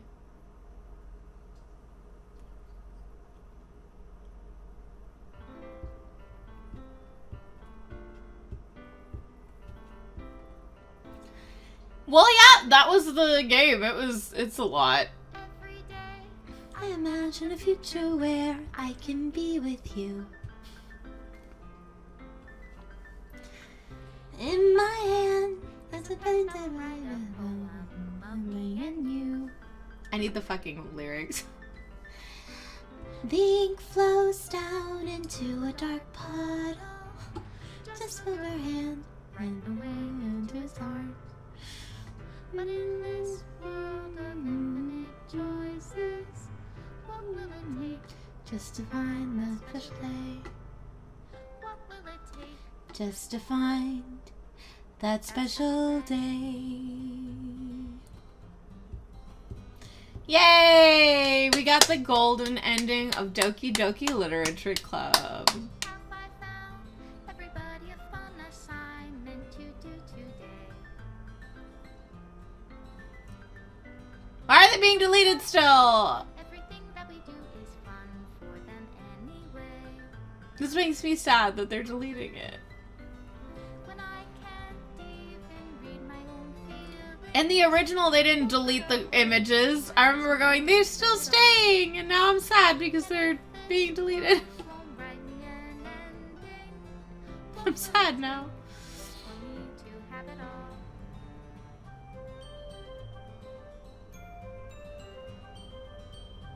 They're not doing any bound striking in their deletions, lazy fucks. When am I playing this on? I'm currently playing this on Steam. This is the Steam version. That's my pen. Only write bitter words for those who are dear to me. Is it love if I take your is it love if I set you free?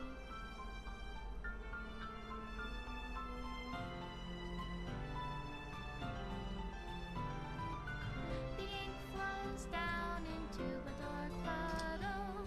But holy crap, does this game hit you in the depression? Reality. I definitely think if you manage to get through it the first time, it's worth it just because of the way things are going. But In your reality, and in your reality, if I don't know how to love you, I'll leave you be. yeah, I'm gonna be streaming all month, D-Leaf.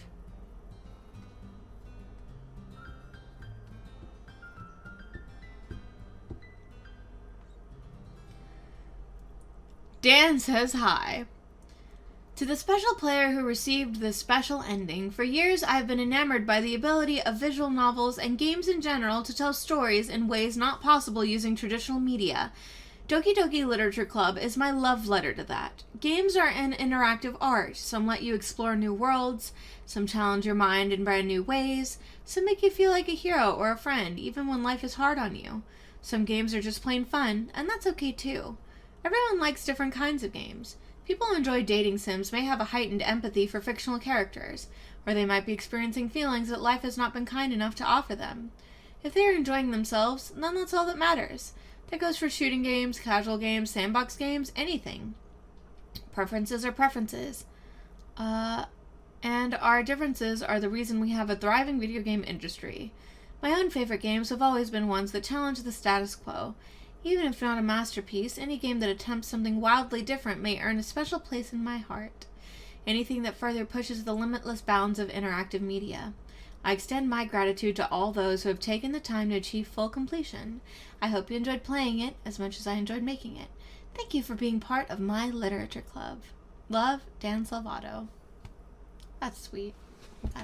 Got a note from the dev in the thing. Yeah, I know, D-Leaf. Pretty much most of the people who still watch me have known me for a while. Y'all just don't quit me. Well, the required files are missing or corrupt. Please run reset to repair and reset the virtual machine.